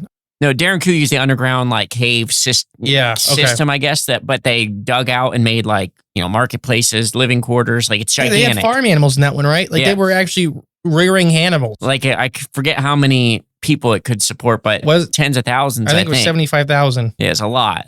Is this one of those cities? Is this one of those underground places? That maybe. I don't know what that was built for. We don't know modernly. At least they're not telling us. Well, they had to get all the Vril out first. Oh yeah, the Vrilya pool at the bottom. Because I think that's what I'm thinking of. They couldn't figure out how they grew plants. Because it made animals, you could be like, well, animals need sunlight kind of, but you kind of get away with it a little bit. Right. You just need oxygen. I mean, really, they had bellows systems, I think, in that one. Yeah. To pull oxygen all the way down to the bottom. Which is nuts. Yeah. But you need plants. So if you're hiding under there, you either have to be farming on top or farming in there or something. Or you are, yeah. Or you're throwing Vril on seeds and it just exactly instantly corn. Yes. Correct. I don't know. Yeah. And I want to jump to another weird one shortly, and then we'll get to the real nasties that Justin loves more and more every day, the Greys. But I'm going to talk about this weird one called the Yahyel. Now, the name itself was weird to me because Yah, Y-A-H, is a short version of Yahweh, and El is also a Sumerian, Hebrew, a lot of those ancient dictations dictated as God. So in the name, it's pretty much saying big God, little God. Yeah. Is exactly what the name itself says. Now, when I was doing some research on it, I did find something kind of funny. There's a 5-piece indie pop band from Tokyo, Japan called Yahyel, and they use it because the word means alien, and they chose it because they are treated as an alien outside of Japan because they travel all the time. So I thought that was interesting that I don't know their correlation to these actual Yahyel, but clearly they know about them, that they named their entire band after this starseed race. And that's exactly what they're called. Now, this is going to blow your mind. They're a hybrid race, obviously, a mix of human DNA and Sassani genes. So the Sassani are a mix of human DNA and gray aliens. These are a mix of more human DNA and Sassani genes. So they're down the chain a little bit of hybrids. So if you pull up what they look like, I honestly feel like they're the creepiest of them all. They're like blonde-haired grays. And they have bluish skin. So I think I'd rather run up on a gray than these guys, just because I think the weird human hair and all that would really throw me off. But this is what they look like. And they say that their story ties closely to humanity's evolution. They said they're from a parallel Earth 300 years in the future. I don't know why they're all 3,000 years ahead of us. It's all threes. You can put that together if you want to, listening audience, because again, these Yahyel have a symbol. And guess what it is? It's a triangle. It is a triangle just like the rest of them. And these are very close to us in the humor aspect. They're lighthearted. They make jokes. They just want everybody to be happy.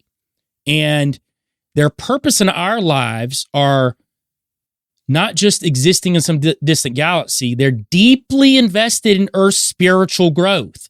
They act as guides, Mahatmas, secret chiefs, helping us navigate this chaotic yet beautiful journey we call life. If you've ever had a feeling of peace wash over you out of nowhere, or a moment of clarity during tough times, it could have been the Yahyel. They're all about nudging us toward becoming the best versions of ourselves. Oh, it all sounds great, right? They're trying to help us become better. But they don't talk like normal people, even though they're further down the human line. No, their communication styles, guess what? Telepathy. They're going to talk to your brain is how they're going to contact you and help you be able to meet this spirituality. But they use technology that works with nature, not against it. So the technology that they give people is a way to combine science and spirituality, and it creates tech that aligns with the universal laws, which I would attribute to sacred geometry, which you talked about earlier. So they're doing the same thing. And the lingo or the diatribes that are taught about these particular aliens is 4 star seeds. These are people who are born with the spark, right? They have some sort of alien DNA in them. You could attribute that to Nephilim bloodlines, whatever you want to say. To me, it's kind of the same pantheon. 4 star seeds, the Yahyel, are like our potential. Here it goes. We can ascend. We can become gods. Star seeds connected to the Yahyel often feel a deep desire to bridge gaps, whether that's between people, cultures, or even dimensions. It's about bringing harmony and creating a better world, one small action at a time. So these particular beings are actually connected to one of the most famous UFO sightings of all time, the Phoenix Lights. So these Yahyel are supposedly were a part of that massive UFO sighting that happened. And this is what these beings are telling people when they're connecting with them, that, oh, the Phoenix Light, that was us. Any kind of craft that looks like that, some sort of triangular craft that looks very similar to the Phoenix Lights, that's us. So again, back to the triangular ships and helping humanity, helping us evolve into the best version of ourselves. This is what these Yahyel are presenting themselves to be. It makes me think of like all these, and including this one. It's like, it makes me think of groups like Scientology, kind of, where it's a similar message repackaged in a different form, and then used to just gather, people and their thoughts and ideas, under one central thing. Does that make sense? Yeah. It's just a different version, a different mask, I guess, on the same idea. These are the worst looking ones out of this whole list. Anybody, I highly suggest you Google them. The most uncanny valley ones, maybe? Yeah, I was going to talk about uncanny valley because I think genetically it's one of the genetic fears that humans have. But these just look like a shapeshifter that you just showed them a drawing of a person and they did their best. And when they ran into him, it's just like, I guess this is what a human kind of looks like. And too, ain't it funny how like anything positive or good, it's like, oh yeah, We're a part of that. We did that. Don't worry. What about all the bad stuff that happens? That's not us. That's a different department. Yep. We could have helped, but you know, we were busy that day. yeah, we can't get involved. We can't interfere. Gosh, no, Uncanny Valley. These are the worst looking ones. These maybe I didn't know at home. The real quick, fast definition. Humans have a genetic fear. Genetic fears are what I guess humans are genetically programmed to be scared of. Like most humans are afraid of snakes and are afraid of spiders because we lost enough ancestors that it's genetic fear. It's programmed to avoid those animals because of their potential danger. The Dark's another one. And then Uncanny Valley is another one where things that look between, and the Uncanny Valley comes from a Japanese scientist that kind of, I think, was it the 50s or 60s, kind of really nailed this down, what that actually means as far as a percentage. If something looks between 92 and 99% like a human, there's something in our brain that just screams, get away from this thing. Mm-hmm. Don't be around it. This is bad. This is bad. So they make toys now based off of that. That's kind of why, not all of the reasons, but like why Barbies and Bratz and all these things kind of look different enough from people. Because when we used to make dolls look really like people, that's why they freak people out. Yeah. So now when you make these kids' toys, and you never notice that, now they don't look like people. Exaggerated features. Yeah, extremely exaggerated features. And there's other reasons they do that. It's just, that is one of them. You know, because it freaks people out when you see the ones like the old doll styles where they were literally just people. Mm-hmm.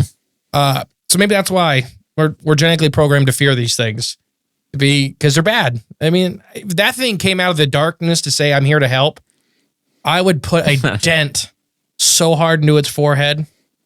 Because the big eyes that look like people eyes and then the weird little wispy hair, Mm-hmm.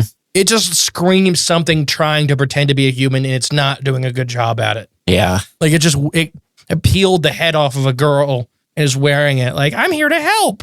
If you feel good, it's me. Yeah. Not good. Don't trust it. Dead.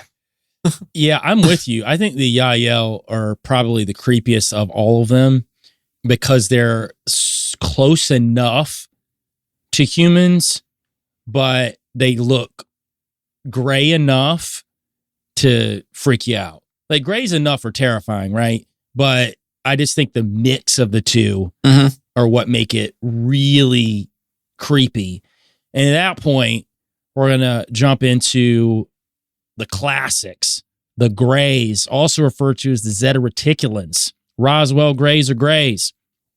They are purported extraterrestrial beings.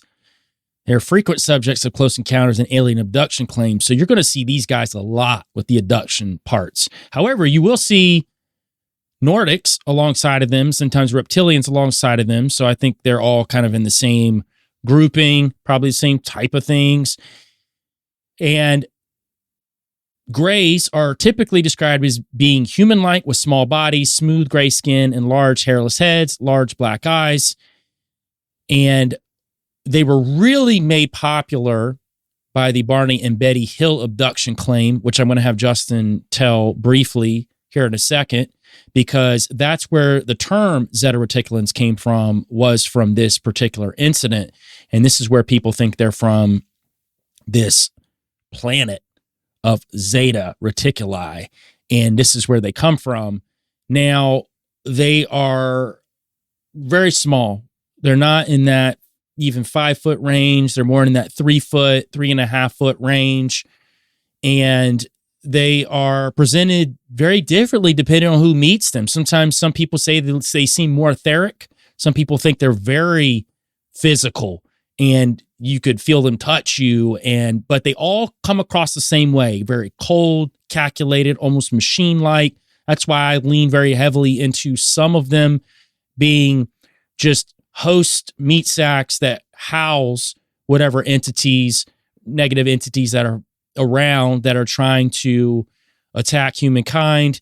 And I believe that one of their main purposes is to abduct people to use the reproductive services of men and women to create some of these hybrids that maybe we even talked about today. Some of these hybrids could be hybridized versions of that experimentation. So I don't necessarily think that's not going on either. So yeah, we could say, oh, they're light beings, they're angels. Well, yeah, they could present themselves that way. And then I think the other side of it is there's a physical aspect too. And you see that a lot with the Greys. There's a heavy physical aspect. You were just talking, Justin, about the guy that pulled the lens off the alien's eye. And that's a very physical interaction. But if you could tell the story of the Hills and what happened there, because that's really the first story. I mean, obviously we know of Roswell and everything else that spawned out, but that was really the first time we heard the term Zeta Reticulans. Yeah, so I'll give everybody at home the quick version of the Betty Barney Hill incident.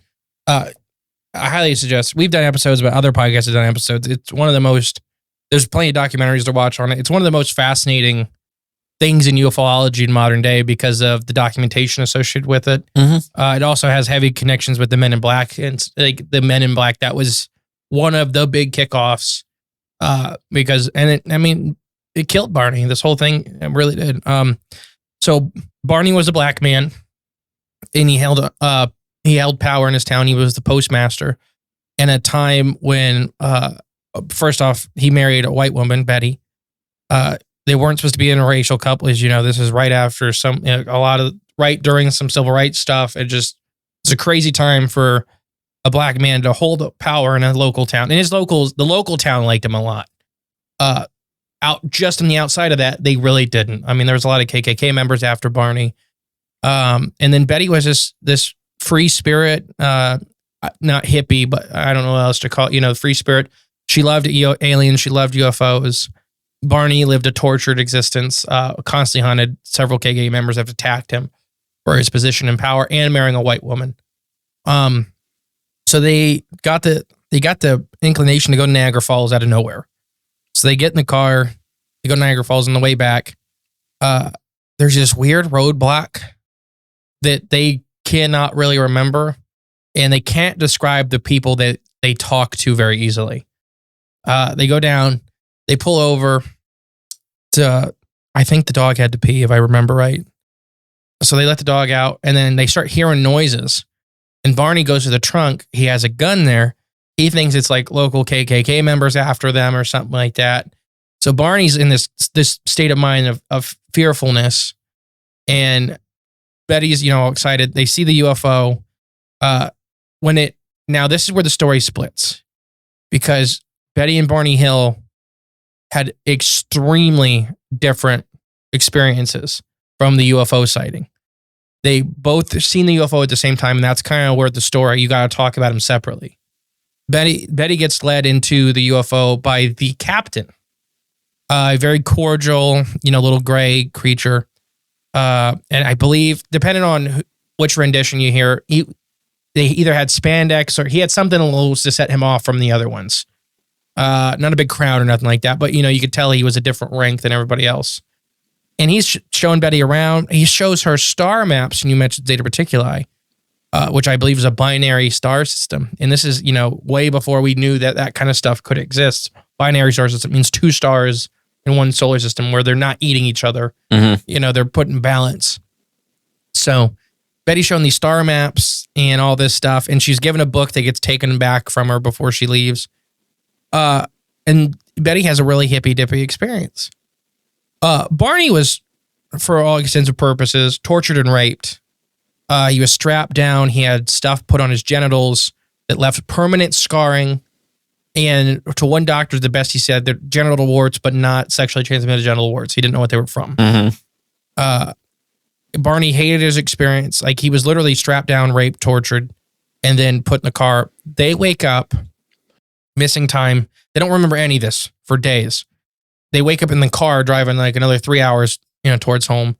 Betty was missing a pair of earrings and several other items. They get home several days later. I think it was like a hoodie, not a hoodie, like a sweater and a pair of earrings were folded on the kitchen table. And then it kind of starts coming back to them what actually happened during this.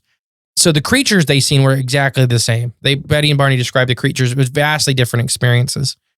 And this gets to, some of our theories is the psychedelic side of this stuff where mindset may matter. And I don't know, grays are bad.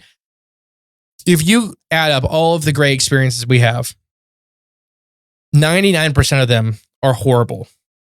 it's very hard to find a positive experience with a gray. Like Joel had already mentioned, they are heavily associated with tons and tons of other extraterrestrial species. People have different opinions on whether they're meat suits, whether they're hive insects, whether they're, they may, like, that's one big one, that they may be hive type creatures to where the individual doesn't matter. It's all a collective thing. Or they're built slaves, or they're built workers. They're very cold and calculating. You cannot sympathize with them. These are creatures or things or beings that there's behind those black eyes. There's not ever emotion. Several people from, like we talked about Daryl fighting them, they don't care. Like if you heard them, like Stardust Ranch and several of the other ranches, they kill grays and they just kind of disappear. By the kill, I mean they cut them up. Yeah. And they don't care. And it's not like a localized phenomenon. It's literally all over the world. Grays. This is the worst one because it just, what they're doing is kind of under the umbrella. Like they try to mask it as scientific study. Like Joel said, they open you up, they take eggs, they put stuff in you. And when we talk about impregnation, it's almost always 4 or 5 months when they come back and reharvest. It's pretty universal that around that time. There's a couple of real famous ones from the US where the doctors had confirmed that she did have a baby and she did not have a miscarriage or an abortion. And the baby disappeared at 5 months. And I mean, I can't remember the name of that one, but that's on, I think UFO Files did a whole hour episode on that lady because there was so much documentation with her. And then later on, she said that they let her revisit and seen her kids and they looked like, I can't say the word, but the Y ones. Yahyel. Yahyel. When she described him and she drew pictures of her quote unquote kids, they really look like that. But she was also a blonde lady, so I don't know if that's genetic or they all have blonde hair. Right, yeah. Grays are horrible. Grays are these little machine-like beings that just are cold and unfeeling. Like anybody that we've talked to that experienced the Grays, true Grays, we've talked about gray-like things this whole episode, the last 2 hours. But these true Grays, just everybody that I've talked to, it sounds horrible. Even people that are excited to be abducted by them, the process does not sound like science. It sounds like torture masked as science. I was just saying, I watched a video just last night of this guy talking about Zulu tribes in South Africa. Under their loincloths, they'd wear like a cup-like device, basically, to protect their manhood, their genitals, basically, because they said that they had drawings and paintings and stuff of these grays that would come for their members of their tribe and stuff, and extract the semen from them. And it was like torturous and torture is the best way they described it. But they would rather wear these cups and wear them all night to protect themselves from these entities. That's what the guy said. I believe there's the Clinton abduction, which is another one of the most famous abductions in U.S. history because it was Bill Clinton happened to be at a hotel that a gray abductee conference was happening in. It's halfway between a conference and a comfort group. For half the people were there because they hated their experience and they just wanted to talk to somebody, not feel crazy, right? Yeah. Because if you're there and everybody's had a gray experience, you don't feel nuts. And the other half were excited about it. So a quick synopsis of this story because it's just one that makes me laugh because it shows you how nasty the grays are. There was this guy, I'll just call him Ted for the story. In this circle, he was hated. He was kind of obnoxious and everything like that. But they all shared hotel rooms to make it cheaper because it was a big hotel. Like Bill Clinton was staying there in secret. So this other guy had to share the room. He basically drew the short straw. Okay, I'm sharing the room with Ted. Okay. And he wakes up and he sees grays in the corners of the room. And he kind of turns his head and he sees them floating Ted in the air and just basically torturing him for fun. And he looks over and there's a gray standing over him he didn't notice before. And he can't talk and he's just he's starting to hyperventilate. And the alien goes over, Gray looks over, he's like, "Oh, don't worry. We're not going to do that to you. We don't like him." Like, what? Yeah. You're just torturing him because you don't like him? Yeah. That's just great. And then the other guy, he's like, "Oh, I felt comforted by that." What? They're over there just shocking him with a cattle prod. Oh, we don't like him. He's annoying when we start taking out his reproductive organs. No, Greys are horrible. I think the wild part of that story is sounds that like it. Bill Clinton was there in secret. So you've got this president who's there while this is happening. And again, there's some ulterior motive with these beings and their connection with governments for sure. And I'd be remiss to not talk about two of the earlier descriptions of these gray aliens, which was far before we had Roswell and the Hills. But H.G. Wells talks about them in 1895 in his book, The Time Machine. And he calls them the Eloi, E-L-O-I. So we're here with the E-L again, that God. And he says they're a successor species to humanity. He describes them as having no mouths, noses, or hair, with large heads and large eyes. So H.G. Wells was really good at also writing fiction, but talking about truths in his fiction. And we can go to 1917, and we won't get into the deeper part of the story because I've talked about it plenty of times on the show, but Aleister Crowley, when he was doing the Amalancha workings in New York, he met a entity named Lamb, which was kind of the first modern drawing of what we know of the Greys now. So the Greys have been around for a while. At least the archetype of them has been around for centuries. We've seen, hieroglyphs and paintings on cave walls where they pop up in the past. But the modern version of them really started hitting in the mid-1940s. But we can say that H.G. Wells and Crowley were kind of the precursors to bringing that to more of the modern viewpoint of what they are. Now, I will say that a lot of the modern ufologists now, like John Keel, and he talks about millions of people been affected, at least temporarily, by UFO contact, and thousands have gone insane and ended up in mental institutions after their experiences with these things began. He's speaking specifically about Greys. And he says there's been too many reliable and multiple witnesses for it to be faked, which I completely agree with as well. And he attributes, check this out now, and then this is a very modern ufologist, and if you talk to a lot of ufologists down to the nitty gritty, really get to what it is, and he talks about the UFO manifestations seem to be, by and large, merely minor variations of the age-old demonological phenomena. Officialdom may feel that if we ignore them long enough, they will go away altogether, taking their place with the vampire myths of the Middle Ages. So he attributes the modern gray abduction sequences to demonology, to demonic possession, to demonic entities taking these people away. Jacques Vallée talks about it as well. Such contact includes abductions, ordeal, including surgical operations and sexual intercourse with the aliens. It often leaves marks and scars on the body and mind, as do UFO abductions. And he talks about how that they are attributed in the form of angels, demons, elves, and sylphs. So he says it's the modern version of that. These are all highly accredited ufologists and guys who are very accredited in their scientific fields in general, who have said that the modern UFO phenomenon seems eerily similar to demonic possessions in the past. And even demonic possessions now, in my opinion, but I just think it's the new mask. Like you said earlier, this is just the new mask that they're putting on, and this is what is happening. You've got two ends of it. You've got this negative gray who's coming out the gate just attacking, right? It's what they do.